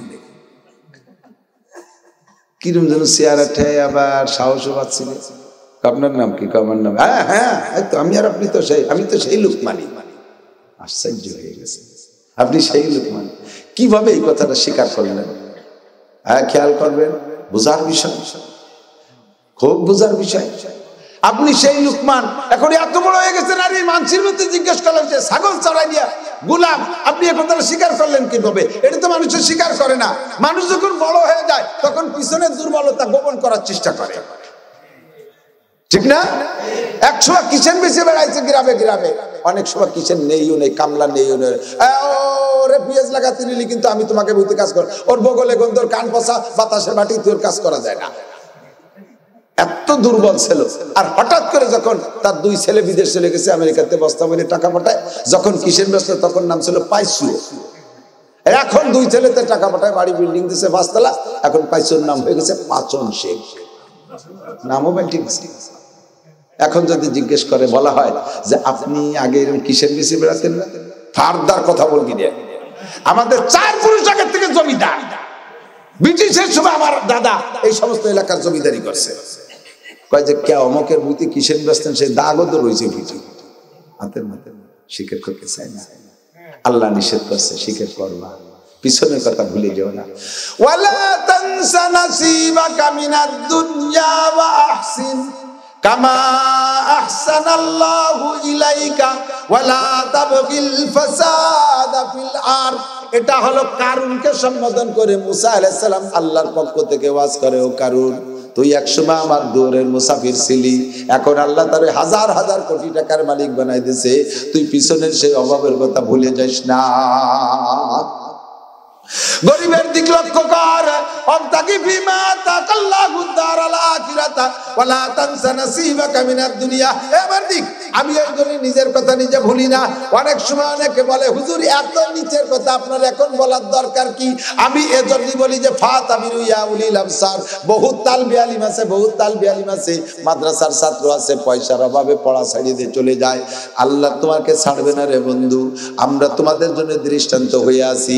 আমার আব্বার অনেকগুলো ছেলে মেয়ে, আমি আমার বাপের 8 নম্বর সন্তান, আমার বড় 2টা ভাই 5টা বোন, 7 7টা ভাই বোন আমার উপরে, আমার বড় বোনের বড় ছেলে আর আমি এক বয়সী। আমরা বৃদ্ধ বাপের সন্তান। আমার আব্বা প্যারালাইজ হয়ে গেছে 80 বছর বয়সে। সেই সময় আমি মাদ্রাসায় পড়ি, আমার আরো ছোট 2টা ভাই তারাও মাদ্রাসায় পড়ে। আমার বাপের বাড়ি একটা সোনের ঘর ছিল। আল্লাহু আকবার। মেশকাত যখন পড়ি নানুপুর, যার সময় আব্বা প্যারালাইসিস, মায়ের দেখে গেছি রক্ত ডায়রি হচ্ছে, চিকিৎসা করার কেউ নাই, পয়সা করি নাই। রমজান মাসে তারাবির নামাজ পড়ে 1600 টাকা পাইছি। 800 টাকা মায়ের কাছে দিয়া আর 800 টাকা নিয়ে নানুপুর যাওয়ার সময় আমাদের সোনের চালের উপরে পলিথিন দিয়ে আমি চাল বানাই দিয়ে গেছি, যাতে বর্ষাকাল আমার আব্বা মার গায়ে পানি না পড়ে। 2 মাস 2.5 মাস পরে যখন মাদ্রাসা ছুটি হয়েছে কুরবানির সময়, আইসা দেখি আমার মা অসুস্থতার কারণে চিকিৎসা নিতে পয়সা নাই। ওই 800 টাকা দিয়ে কোনো মতে আমার ছোট্ট একটা বোন ছিল বাড়ি, তাকে নিয়ে খেয়ে দিয়ে বেঁচে আছে। আমার মা কুজো হয়ে গেছে, লাঠি হাত ভর দিয়ে, বাথরুমে যাওয়ার ক্ষমতা আমার মার নাই। আব্বা বিছানায় শুয়ে আছে, সেই পলিথিনের চাল ছিদ্র হইয়া আব্বার গায়ে পড়ে পানি পড়ে আব্বা ভিজে তিরতির করে কাঁপতেছে।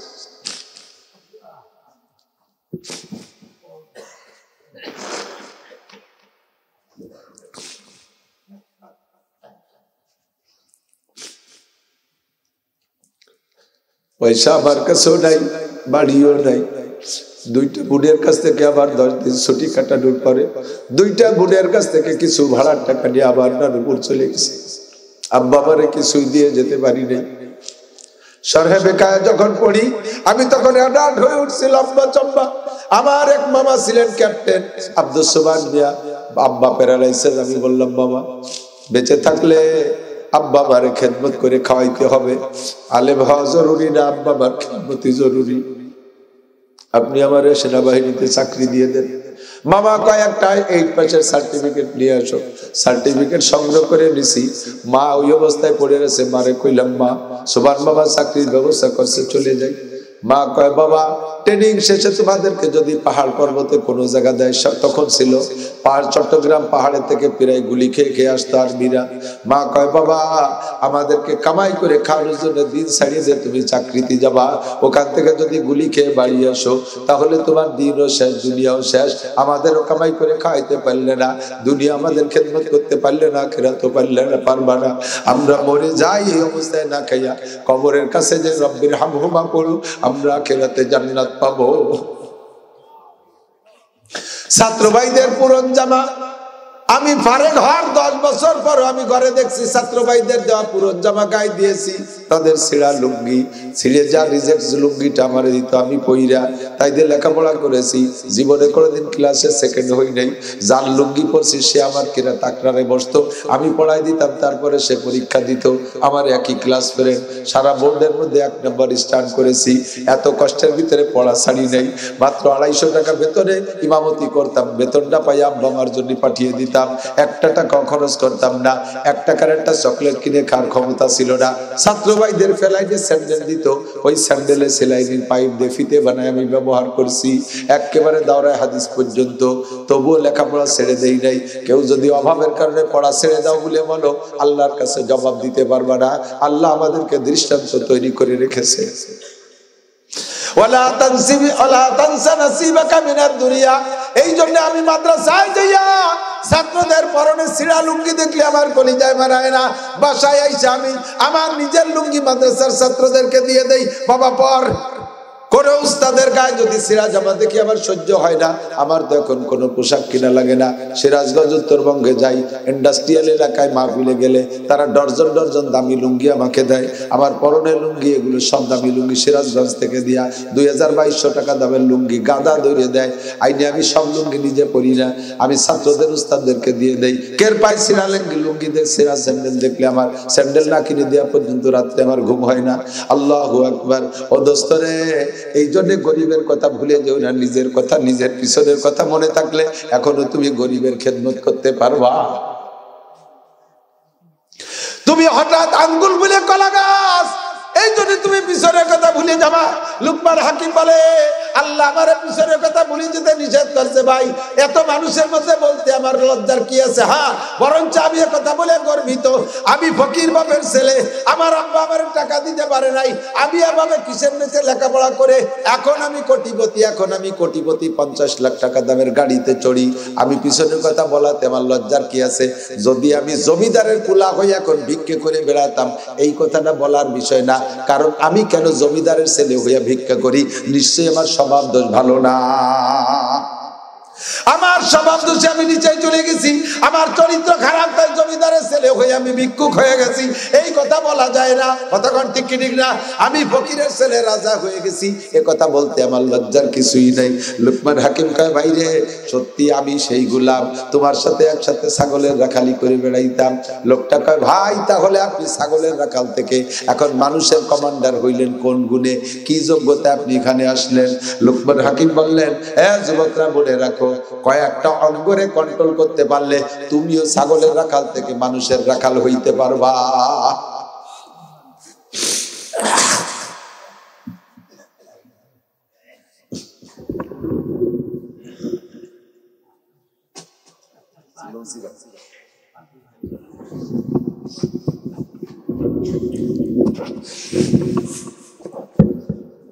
কষ্ট হচ্ছে? যুবকরা ভালো হতে রাজি আছো শোনা? এই কয়েকটা অঙ্গ তোমারও আছে, কন্ট্রোল করা যাবে? ছোটদেরকে স্নেহের সাথে তুমি বলি, রাগ করো না, মুরব্বীরা আপনারা। কষ্ট হচ্ছে? বেয়াদবি মনে করো না। কয়েকটা অঙ্গরে কন্ট্রোল করতে পারলে তুমিও ছাগলের রাখাল থেকে মানুষের রাখাল, মানুষের কমান্ডার হইতে পারবা। এক নম্বর হলো তোমার চক্ষু দুটো তোমার রাহবার। ভালো কাজ মন্দ কাজের পথ প্রদর্শন কে করে? জোর হলো না? চোখ তোমার সব কাজের রাহবার। ভালো কাজের দিকেও চোখে নেয়, মন্দ কাজের দিকেও চোখে নেয়। পরের মাল দিকে তোমার চোখে পছন্দ করে, তারপরে সেইটা চুরি করো, ডাকাতি করো, অপহরণ করো, সেইটাকে কেড়ে কুড়িয়ে নিয়ে আসো। এই চোখে তোমার সে জায়গা নেছে। একটা মেয়ের সাথে জেনা করা পর্যন্ত পৌঁছে দেয়, ওই মেয়েটার সাথে সম্পর্ক করে তোমার চোখে দেখাইয়া, তারে চোখে দেখে ভালো লাগছে, তাই ধীরে ধীরে তার সাথে সম্পর্ক গড়ো। এই চোখটা তোমার রাহবার। টেলিভিশনের ভিতরে যত কাজ যা কিছু দেখেছো, ওইটা দেখে চরিত্র নষ্ট হয়েছে, ওই দেখার রাহবারি করছে তোমার চোখে। কথা বলেন ঠিক কি ঠিক না? চোখ তোমার রাহবার, এই চোখে তুমি কন্ট্রোল করো। চোখ দিয়ে তোমার দায়িত্ব কি? জিক্রে চশমাজ খৌফে হক বুগরিস্তান বাজেদার আয়াতে ও নগরিস্তান। চোখের দায়িত্ব হলো তুমি চোখে দিয়ে জিকির করাও, তুমি চোখ দিয়ে আল্লাহর কোরআন পড়াও, চোখ দিয়ে আল্লাহর কোরআন দেখো, চোখ দিয়ে নবীর হাদিস দেখো, চোখ দিয়ে বড়দের কিতাব, চোখ দিয়ে বড়দের জীবনী পড়ো, চোখ দিয়ে বড়দের জীবনী পড়ো, সদর সাহেবের জীবনী পড়ো, ইমাম বুখারীর জীবনী পড়ো, হুসাইন আহমদ মাদানির জীবনী পড়ো, আনোয়ার শাহ কাশ্মীরের জীবনী দেখো চোখ দিয়া, বড়দের ইতিহাস দেখো, হিকায়াতে সাহাবা দেখো চোখ দিয়া, নবী পাকের হাদিস দেখো, আল্লাহর কোরআনের তরজমা দেখো। তাহলে এই চোখে তোমাকে ভালো করবে, এই চোখে তোমার যোগ্যতা তৈরি করে দেবে। এক নম্বরে তোমার চক্ষু কন্ট্রোল করো, দুই নম্বরে তোমার জবান কন্ট্রোল করো। কি কন্ট্রোল? জবান কন্ট্রোল।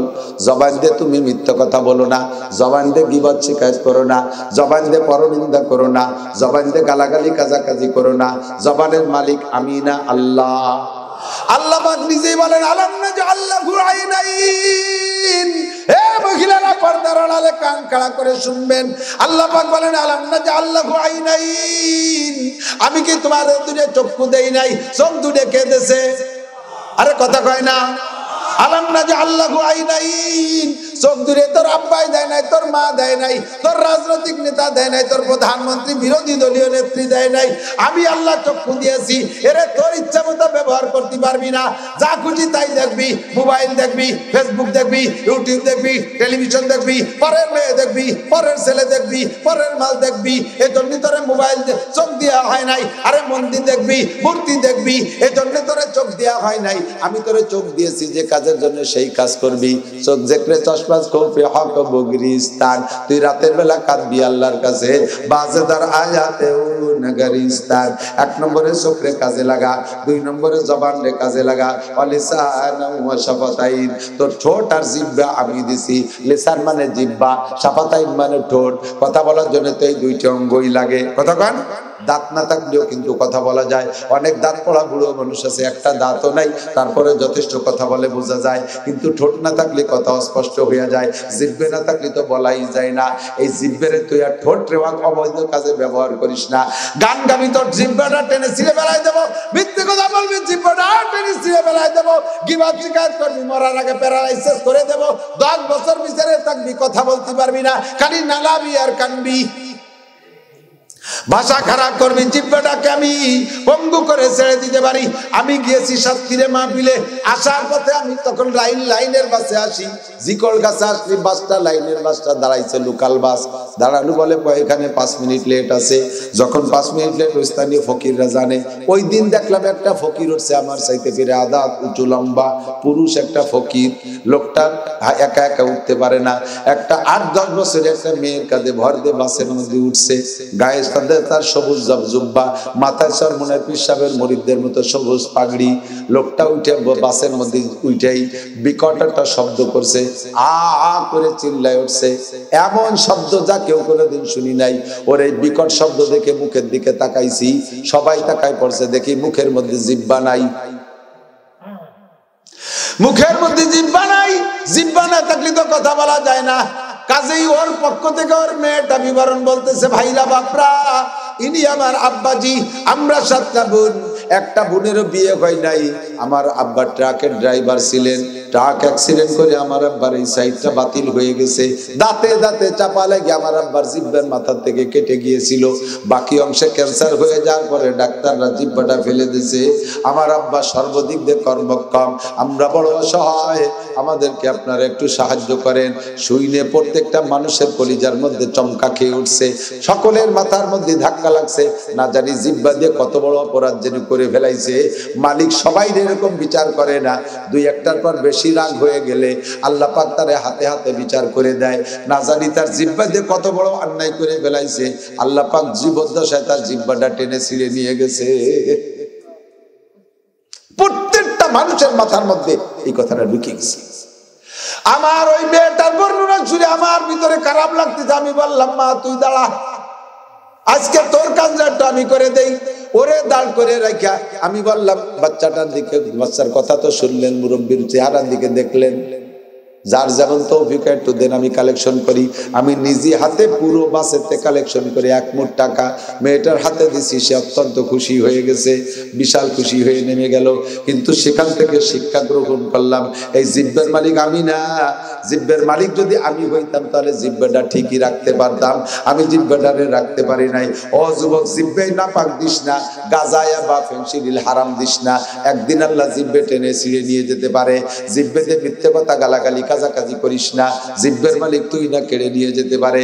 জিহ্বেতে গীবত শিকায়ত করিস না, তুই জিহ্বের মালিক না, আল্লাহ পাক টেনে নিয়ে যেতে পারে। কথা বলেন, পারে কি পারে না? এই জিহ্বারে কন্ট্রোল করো।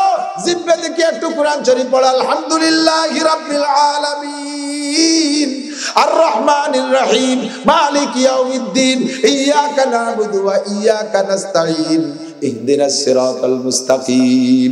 মজা করে কোরআন শরীফটা কি কোনোদিন একটু পড়েছো? মমতাজের গান গাও, মনির খানের গান গাও, আলমগীরের গান গাও, বিজয় সরকারের গান গাও, আল্লাহর গান আর মুহাম্মদুর রাসূলুল্লাহর গানটা কি জিহ্বায় তোমার আসে না? জিহ্বারে কাজে লাগাও। 2 নম্বর তোমার জিহ্বারে কন্ট্রোলের পরে 2 নম্বর তোমার 2টা হাত রে কন্ট্রোল করো। এই হাত দুনিয়ার অন্যায় করে, যত অন্যায় হাতেই করে। কতক্ষণ চুরি করে হাতে, পরের মেয়ের গায়ে হাত দেয় হাতে, এরপরে ডাকাতি করে হাতে, মানুষের গায়ে আঘাত করে হাতে। এই হাতের সুদে টাকা হাতে নেয়, ঘুষে টাকা হাতে নেয়, চুরা টাকা হাতে নেয়, ডাকাতি করার টাকা হাতে নেয়, মদ গাঁজা হাতে নেয়, এবা ফেন্সিডিল হাতে নেয়, বিড়ি সিগারেট হাতে নেয়। যত অন্যায় হাতের মাধ্যমে আসে, কাজে 2টা হাতরে কন্ট্রোল করো, তাহলে তুমি ওখান থেকে উঠে এখানে আসতে পারবা। 4 নম্বরে তোমার 2টা কানরে কন্ট্রোল করো, গীবত শিকায়ত শুনো না, মিথ্যা কথা শুনো না, নেতাদের ফাও পেশাল তুমি কান্দে শুনো না, আজে বাজে গল্প শুনো না, মিথ্যে গল্প শোনার দরকার নাই। ওলামায়ে কিরামের কাছে যাও, বুজুর্গানে দ্বীনের কাছে যাও, কুরআন হাদিসের কিছু নসিহত শোনো, তাহলে তুমি ওখান থেকে উঠে এখানে আসতে পারবা। 4 নম্বর 5 নম্বর আমার দিক তাকান, তোমার শরমকে কন্ট্রোল করো, লজ্জাস্থানকে কন্ট্রোল করো, তোমার লজ্জাস্থানকে কন্ট্রোল করো। আল্লাহর নবী বলেন মাইয়াজমাল লিমা বাইনা লাহিয়াইহি ওয়া মা বাইনা রিজলাইহি আজমাল্লাহুল জান্নাহ। যে ব্যক্তি জিহ্বারে কন্ট্রোল করবে আর লজ্জাস্থানকে কন্ট্রোল করবে, আজমাল্লাহুল জান্নাহ, আমি আল্লাহর নবী তার জান্নাতের জামিন হইয়া গেলাম। আরে নবী পাক যদি কের জান্নাতের জিম্মাদারি নাই, ওই লোকটা জান্নাতি না জাহান্নামী? জাহান্নামী না জান্নাতি? আর একবার বলেন, নবী যদি কের জান্নাতের জিম্মাদারি নাই, ওই লোকটা জাহান্নামী না জান্নাতি? এবার নবীর জান্নাতের জিম্মাদারি নেওয়ার জন্য আপনার দায়িত্ব মাত্র 2টি অঙ্গ। 1 নম্বরে জিহ্বা, 2 নম্বরে শরমগা। অন্য হাদিসে কোরআনের আয়াতের দ্বারা বরাবর আরেকটা অঙ্গের কথা আছে, কপাল। বলেন কি? কপালটা কোনো মূর্তির সামনে সেবা দেওয়া যাবে, কোন পীর খাজা বাবার পায়ে সিজদা দেওয়া যাবে, কোন মাজার কবরে সিজদা দেওয়া যাবে। অনেক সময় আমার দিক তাকান, মুরব্বীদের পায়ে কদম বুসি করে, পায়ে হাত দিয়ে বুকে আনে চুমো খায়। বুকে নেবেন, চুমো খাওয়া পর্যন্ত নেবেন, কপালে দেবেন না। পায়ে হাত দিয়ে কপালে দেয়া মানে সিজদার শামিল। কথা কি বোঝা গেছে? এরকম ভুল সমাজে আছে না নাই? মুরব্বী বিশ্বাবুজুরে হাতে হাত, পায়ে হাত দিয়ে চুমো খেতে পারেন, বুকে নিতে পারেন, কপালে দেবেন না। কপালটা একমাত্র আল্লাহর জন্য, জিহ্বাটাকে হালালের জন্য, আর শরমটাকে হালালের জন্য। হারাম জায়গা ব্যবহার করবি না যদি কেউ করে থাকেন, আজকেই তওবা করেন অন্তর থেকে, তাহলে আল্লাহ লুকমান হাকিম বলে তুমি ওখান থেকে উঠে এখানে আসতে পারবা।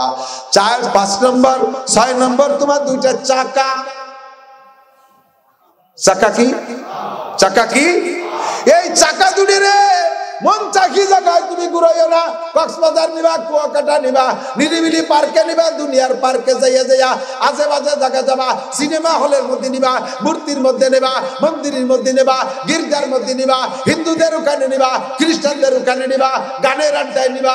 এই পা দুনিয়ার আজে বাজে জায়গায় নিও না। চুরি করতে নিও না, ডাকাতি করতে নিও না। চাকা দুটির একটু বুঝে শুনে চালাইও।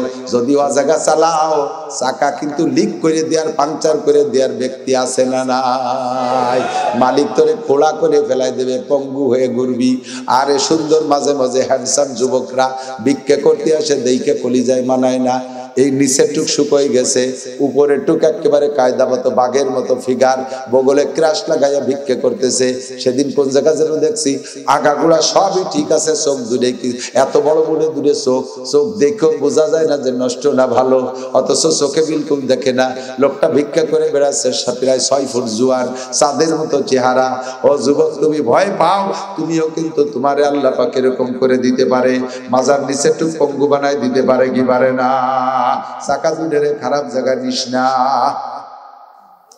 লুকমানে হাকিম বলেন, এই কয়টা অঙ্গরে যদি তুমি কন্ট্রোল করতে পারো, তাহলে তুমিও ছাগলের রাখালির থেকে, তুমিও ছাগলের রাখালির থেকে এই মানুষের কমান্ডারির মধ্যে আসতে পারবা। আল্লাহু আকবার। এই লুকমান হাকিম হিকমতে ভরা। আজ থেকে আমরা পাক্কা প্রতিজ্ঞা করি, ইনশাআল্লাহ চক্ষুরে কাজে লাগাবো। একটু কথা কন, বাড়ি যে কাজে লাগাবা, কোন জায়গায়? আমার দিক তাকা যুবক, মোহাব্বতের সাথে আব্বার চেহারার দিকে তাকাবা। এই যারা এখন বুড়ো বুড়ো বাপের সন্তান আছেন, আপনারা আপনার আব্বার যৌবন কাল দেখছেন? কথা কোন? আপনি আপনার আব্বার প্রথম সন্তান, আপনার আব্বা তখন ইয়াং, সুঠাম বডির অধিকারী, গাল ভরা গোস্ত, বাহু বাঘের মতো, এই সব জায়গা টাইট, কি সুন্দর টলটলে চেহারা। সেই আব্বাটা চোখের সামনে বুড়ো হইয়া একেবারে কুজো হয়ে গেছে, গলার সামনে ঝুলে গেছে, গালটা ভাঙিয়ে বসে গেছে। আব্বার চোখের উপর দিয়ে পর্দা চলে আসছে। আব্বা কথা কয় বোঝা যায় না, আব্বা কানে শোনে না। মায়ের অবস্থা এইরকম। এই দিকগুলো দেখে দেখে মনে মনে কল্পনা করবা আর আফসোস করবা, আর একটু হাই হুতোষ, আল্লাহ আমার আব্বা কত সুন্দর ছিল, আব্বা সেই আব্বার এখন এই অবস্থা। আমার মাটা কত সুন্দরী ছিল, আমার মাটার এই অবস্থা। অবস্থা, আমি আমার মায়ের ইয়ং অবস্থা দেখেছি। যে সময় আমার মায়ের সন্তান আমি, ওই সময় আমার মাকে আর এক জায়গায় বিয়ে দিল, বিয়ে দেওয়া যাইতে এত সুন্দরী মহিলা ছিল আমার মা। আর আজকে আমার মা বিছানে পড়ে গেছে। এক একটা দিক লক্ষ্য করে করে মায়ের দিকে নজর করবা। নবী পাক বলেন প্রত্যেক নজরে নজরে তোমার আমল নামায় একটা কবুল হজের সওয়াব দেওয়া হবে। চোখে এই জায়গা কাজে লাগাও, জবানের জায়গা মতো কাজে লাগাও। আজকে থেকে প্রতিজ্ঞা করব, এই 6 অঙ্গরে আমরা যথাযথ ব্যবহার করব ইনশাআল্লাহ। বলেন আমল করব, জায়গা মতো ব্যবহার। তাহলে তুমি স্কুল কলেজ ইউনিভার্সিটির ছাত্র হও না কেন, ভ্যান রিক্সা চালানো যুবক হও না কেন, মাছ বেচা জালিয়ে জিয়ে নিয়ে হও না কেন, আল্লাহ তাআলা মহব্বত করে তোমার টাইম দিয়ে এই চেয়ারে বসাইয়া এমন করে হাজার হাজার মানুষের সামনে তোমারে বক্তা বানায় দিতে পারে। ওই আল্লাহ একটা লোকমান হাকিমের আল্লাহ না, ওই আল্লাহ আমাদের সকলের আল্লাহ। উনি উনার ছেলেদেরকে নিয়ে ওয়াজ করতে বসেছেন। আল্লাহ ছেলেদেরকে ওয়াজ করতে বসে বলতেছে, ইয়া বুনাইয়া আকিমিস সালাহ, হে বাবারা 7-8টা ওয়াজ মনে রাখ। ছেলেদেরকে বলতেছে 1 নম্বরে নামাজ বাস্তবায়ন করো, নামাজ কায়েম করো। নামাজ বলেন, নামাজ পড়ো বলেন না, বলেন নামাজ কায়েম কারে কয় নড়িয়েন না। কষ্ট হয়ে যাচ্ছে, কষ্ট তো আমার হচ্ছে। আমি হলো ডেলি 2 টিপ 3 টিপ করে মারা লাগতেছি, ফিরে উঠতেছি। আপনারা মোহাম্মতের সাথে বসছেন, আপনাদের চেহারা দেখে আমি বুঝতেছি যে আজকে খুব মনোযোগ দিয়ে শুনতেছেন। এই জন্য আল্লাহ আমার কথা শিখিয়ে দিচ্ছে, তাই আমার একটু কষ্ট কম দেখতেছে। আলহামদুলিল্লাহ। আল্লাহ কাল দিনে একটা রাত্রে 2 দিয়ে কত ভরা যায়, কারণ এদের শেষিস দুর্বল। কি দিয়ে লাগছে, সন্ধ্যের সময় খাই নেই, খাইয়ে ওয়াজ করা যায় না, খালি ডোল বাজে ভালো। ডোলের মধ্যে কিছু দিয়ে বাড়ি ভ্যার ভ্যার শব্দ হয় না, খালি ওই অবস্থা। আবার এখন ওয়াজ করে যে বসার সাথে সাথে খাতি দেবে, এখন খাওয়ার রুচি নষ্ট হয়ে গেছে, খাইতে পারবো না। 1-2 নেলা খেয়ে চলে যাবো, বাটি ভাড়া যে কি দিয়ে লাগবে। এবার বাটি ভাড়া যাইয়া দেই যে সে হোটেল সব বন্ধ, পুলিশই বন্ধ হয়ে দিয়েছে, রাত 1টার পরে চলবে না। মরবো কি খেয়ে, কারণ বাঁচা তো পরের কথা। আগে দেখতাম ওই এরা আব্দুল্লাহ জাহাঙ্গীর শাহ হুজুর রহিমাহুল্লাহ, আল্লাহ ওনারে জান্নাতি করে বলেন আমিন। আব্দুল্লাহ জাহাঙ্গীর শাহ হুজুরকে দেখতাম টিফিন কারি নিয়ে আসতেন। আমি একটু লজ্জা বোধ করতাম যে টিফিন কারি এত বড়, সে 4-5 তলা টিফিন কারি, ও বইটা দিলি তো আড়ি খালি হয়ে যাবে। মানুষ কি মনে তুই কি মনে, এখন বুঝি যে হুজুর কেন নিতেন। এই তাৎক্ষণিক খাওয়া যায় না, ঘন্টাখানিক পরে কি দিয়ে লাগে, সেই সময় খাওয়া যায়, ভালো লাগে। হ্যাঁ, টিফিন কারি দিলি পরে কালেকশন করেছে, পয়সা নিয়ে বসাচ্ছে না, গাড়ি বাড়ি বউ সাল মেরে রাঁধতে দেবে না। ব্যবসা টিচার কম লোকের অভাব নেই। তবে যদি এই সিস্টেমটা করেন, তাহলে ঘন্টাখানিক পরে যে এক জায়গায় বসে চাইলে খাই নিলি ভালো। এই খাতে যেই গরুদের দিন ভরে আল চসবে না, রাতভর মলন বলবেন, ও গরু বেশি দিন চেয়ে না। দিন ভরে এক ঝামেলা, রাতভর আর এক ঝামেলা। এই জন্য আর বেশিক্ষণ পারা যাবে না। শুধু লোকমান হাকিম ছেলেদেরকে কি বলে, নামাজ কায়েম করো। নামাজ কায়েম মানে বাস্তবায়ন করা। বাস্তবায়ন কি, নামাজের একটা বাস্তবায়ন আছে, নামাজটা আদায় করার একটা সিস্টেম, আর ওই নামাজটা বাস্তবায়নের আলাদা সিস্টেম। নামাজটা আদায় করার জন্য খেয়াল করতেছেন, নামাজ আদায় করার জন্য 13টা ফরজ আছে। কয়টা? 13টা ফরজ, 14টা ওয়াজিব আছে, 28টা সুন্নতে মুআক্কাদা আছে। এই 3 প্রকার আমল করলে নামাজ বাস্তবায়ন হয়। এই নামাজ কি বলা হয়, নামাজ আদায় হয়, নামাজ আদায় হয়। আরে বাস্তবায়ন আলাদা জিনিস। নামাজের ক্রিয়া প্রকাশ পাওয়ার নাম হলো বাস্তবায়ন হওয়া। নামাজের কার্যকারিতা, নামাজের কার্যকারিতা কি? নামাজের কার্যকারিতা হলো হাদিসে আসছে 5টা, আর আল্লাহর কোরআনে বলছে 1টা। কোরআনে যেটা বলছে ওটার মধ্যে সংখ্যা নেই এসে গেছে। কোরআনে আল্লাহ বলছেন, ইন্নাস সালাতা তানহা আনিল ফাহশাই ওয়াল মুনকার।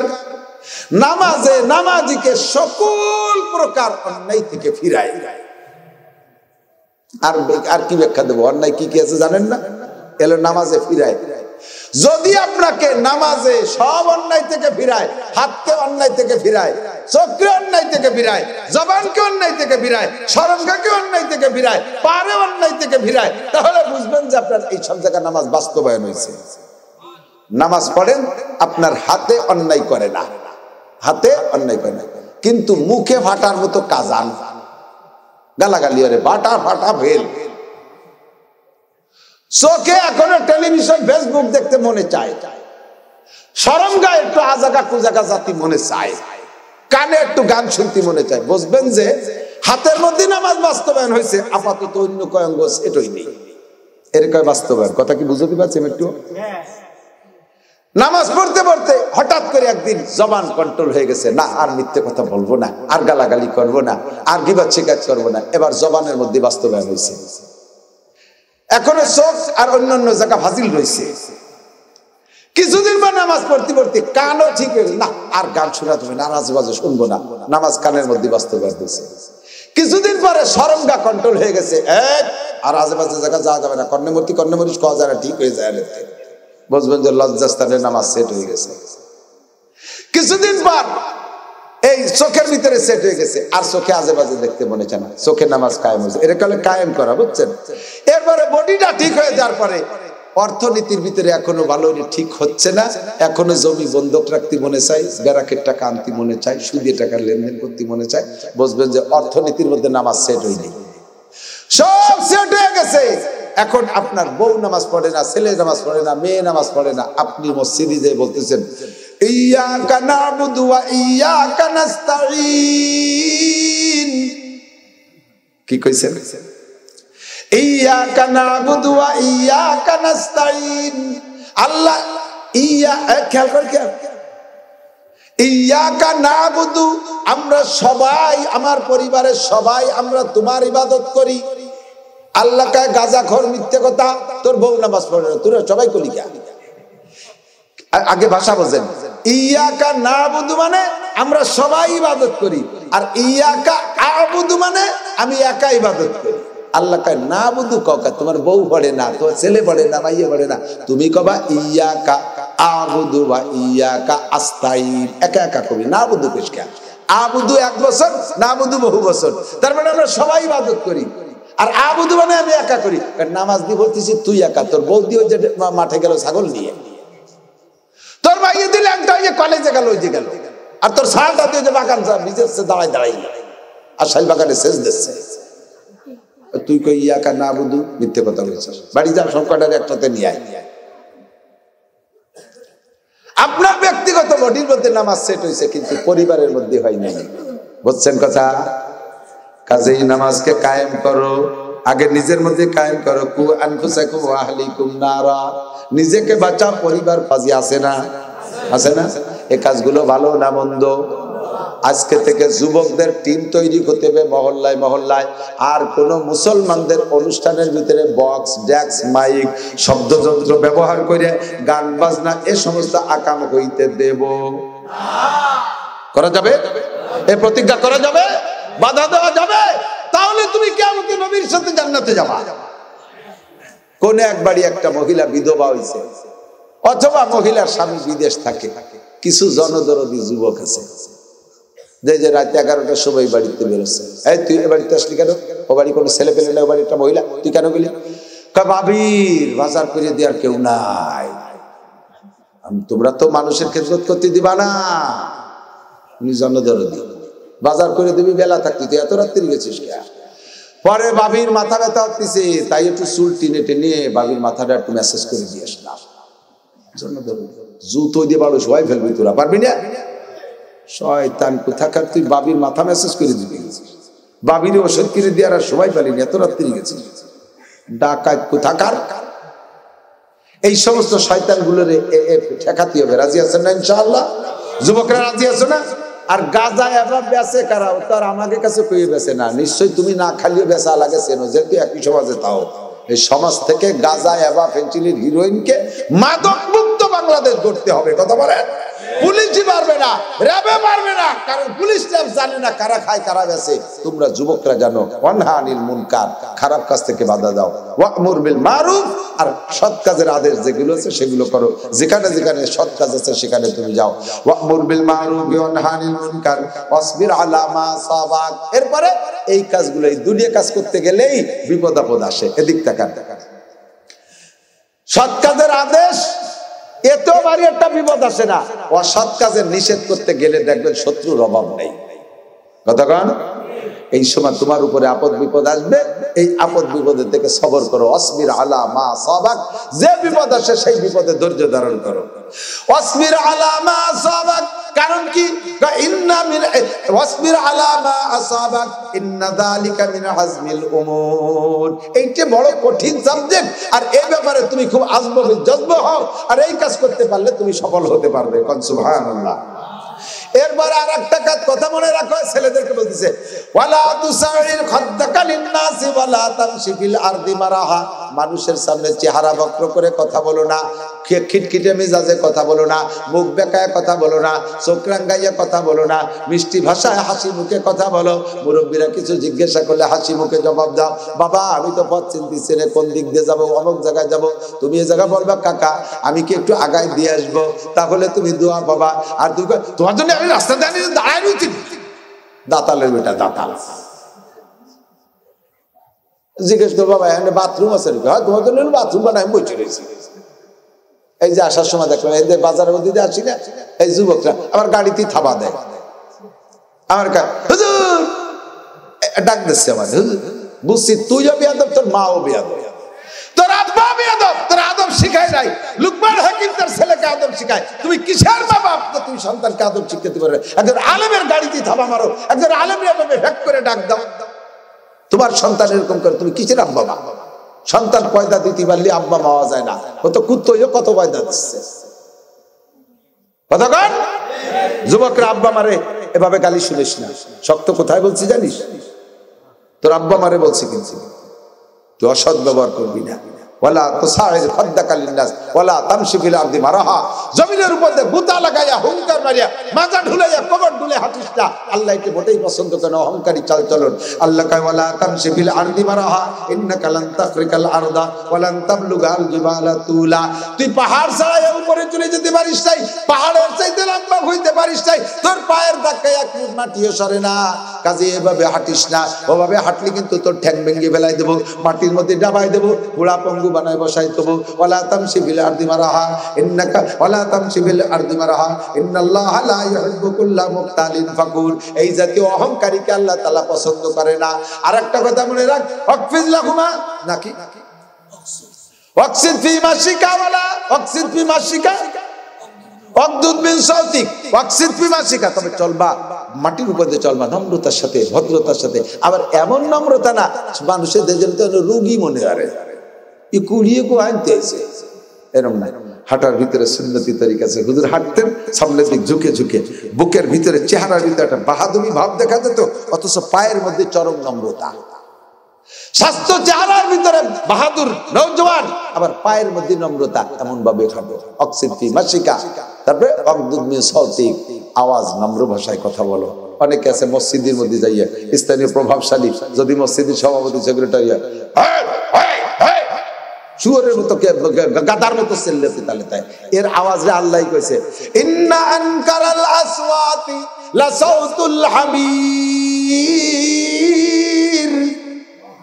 জোরে আওয়াজ দিতে পারলে দামি হয় না। দুনিয়ার সবচাইতে জোরে আওয়াজে চিল্লে গাদা, আর গাদার আওয়াজ সবচাইতে নিকৃষ্ট। তুই মসজিদের মধ্যে খ্যাক ফ্যাক পারিস, ওতে ঠেয়া দিন তুই একটা গাদা ঢুকছিস মসজিদের মধ্যে। জোরে কথা প্রতিবারই দাম বাড়ে না, কথা আস্তে বলার ভিতরে দাম আছে। কথা কোন জজ, ডিসি, বিচারপতি যে দেখেন তো চিল্লেই নাকি, উকিলরা চিল্লে গিয়ে চুল ছিঁড়াছিড়ি, দাড়ি ছিঁড়াছিড়ি বেলায় দেয়। ভদ্রলোক চুপ করে থেকে বলে অমকের ফাঁসি, অমকে বেকসে খালাস। দুই কথা খেলা পাইলে অত চিল্লে চিল্লি সে হলে না। বুদ্ধিমানটা মাথা ঠান্ডা হয়ে বসে থাকে। কথা কন কি সুন্দর আওয়াজ দেখছেন, কি সুন্দর আওয়াজ কোরআন শরীফের ভিতরে। এগুলো শুনলে মানুষ হওয়া যায় না? ছাগলের আকালের থেকে এই জায়গায় আসা যায় না এগুলো শুনলে করলে। এই জন্য বলে কান চোখ ব্রেনে কাজে লাগাও, তাহলে ওখান থেকে এখানে আসতে পারবা। বলেন 31শে জানুয়ারি, বলেন নেকি হবে? এই তারিখ করলে আজকে করলে নেকি হবে। 31শে জানুয়ারি, 1-2 ফেব্রুয়ারি টঙ্গীর ইজতেমা। এই তারিখের ইজতেমা উলামায়ে কিরামের তত্ত্বাবধানে কারা কারা এই পক্ষে আছেন জানার না জানা? উলামায়ে কিরামের তত্ত্বাবধানে এই 3 দিনে ইজতেমা হবে। রাজি আছেন? সম্ভব সমর্থন করেন। এর বিকল্প কোন ইতাআতের তো ইস্তেমা আমরা মানি না, মানবো না। কথা বলেন ঠিক কি ঠিক না? কোন ভণ্ডামি দেশে চলবে না। তাবলীগের নামে শয়তানি এই গোষ্ঠী যদি মসজিদে আসে ঢুকতেই দেবেন না। আলেম উলামাকে ইস্তেমায় রাতের অন্ধকারে 65 বছরের বুড়ো মানুষটাকে পিঠে মেরিয়ে ফেলাইছে। এভাবে 6টা ছেলের মেরিয়ে 6টা লোককে মেরিয়ে ফেলাইছে। আমরা জীবনেও কোনোদিন তাবলীগের নামে মারামারি করি না। আমার এখন ওয়াজ করতেছি করি, যখন আমার ওয়াজের সিজন শেষ হয়ে যায় তখন আমি দলবল নিয়ে তাবলীগে যাই। এখন মানুষ আমার হাদিয়া দেয়, তোফা দেয়, টাকা পয়সা দেয়, তা ঠিক আছে, কিন্তু আল্লাহর রহমতে ওই সময় আমি একটা জামাত নিয়ে গেলে পুরো জামাত 40 দিন ঘুরে আসবে।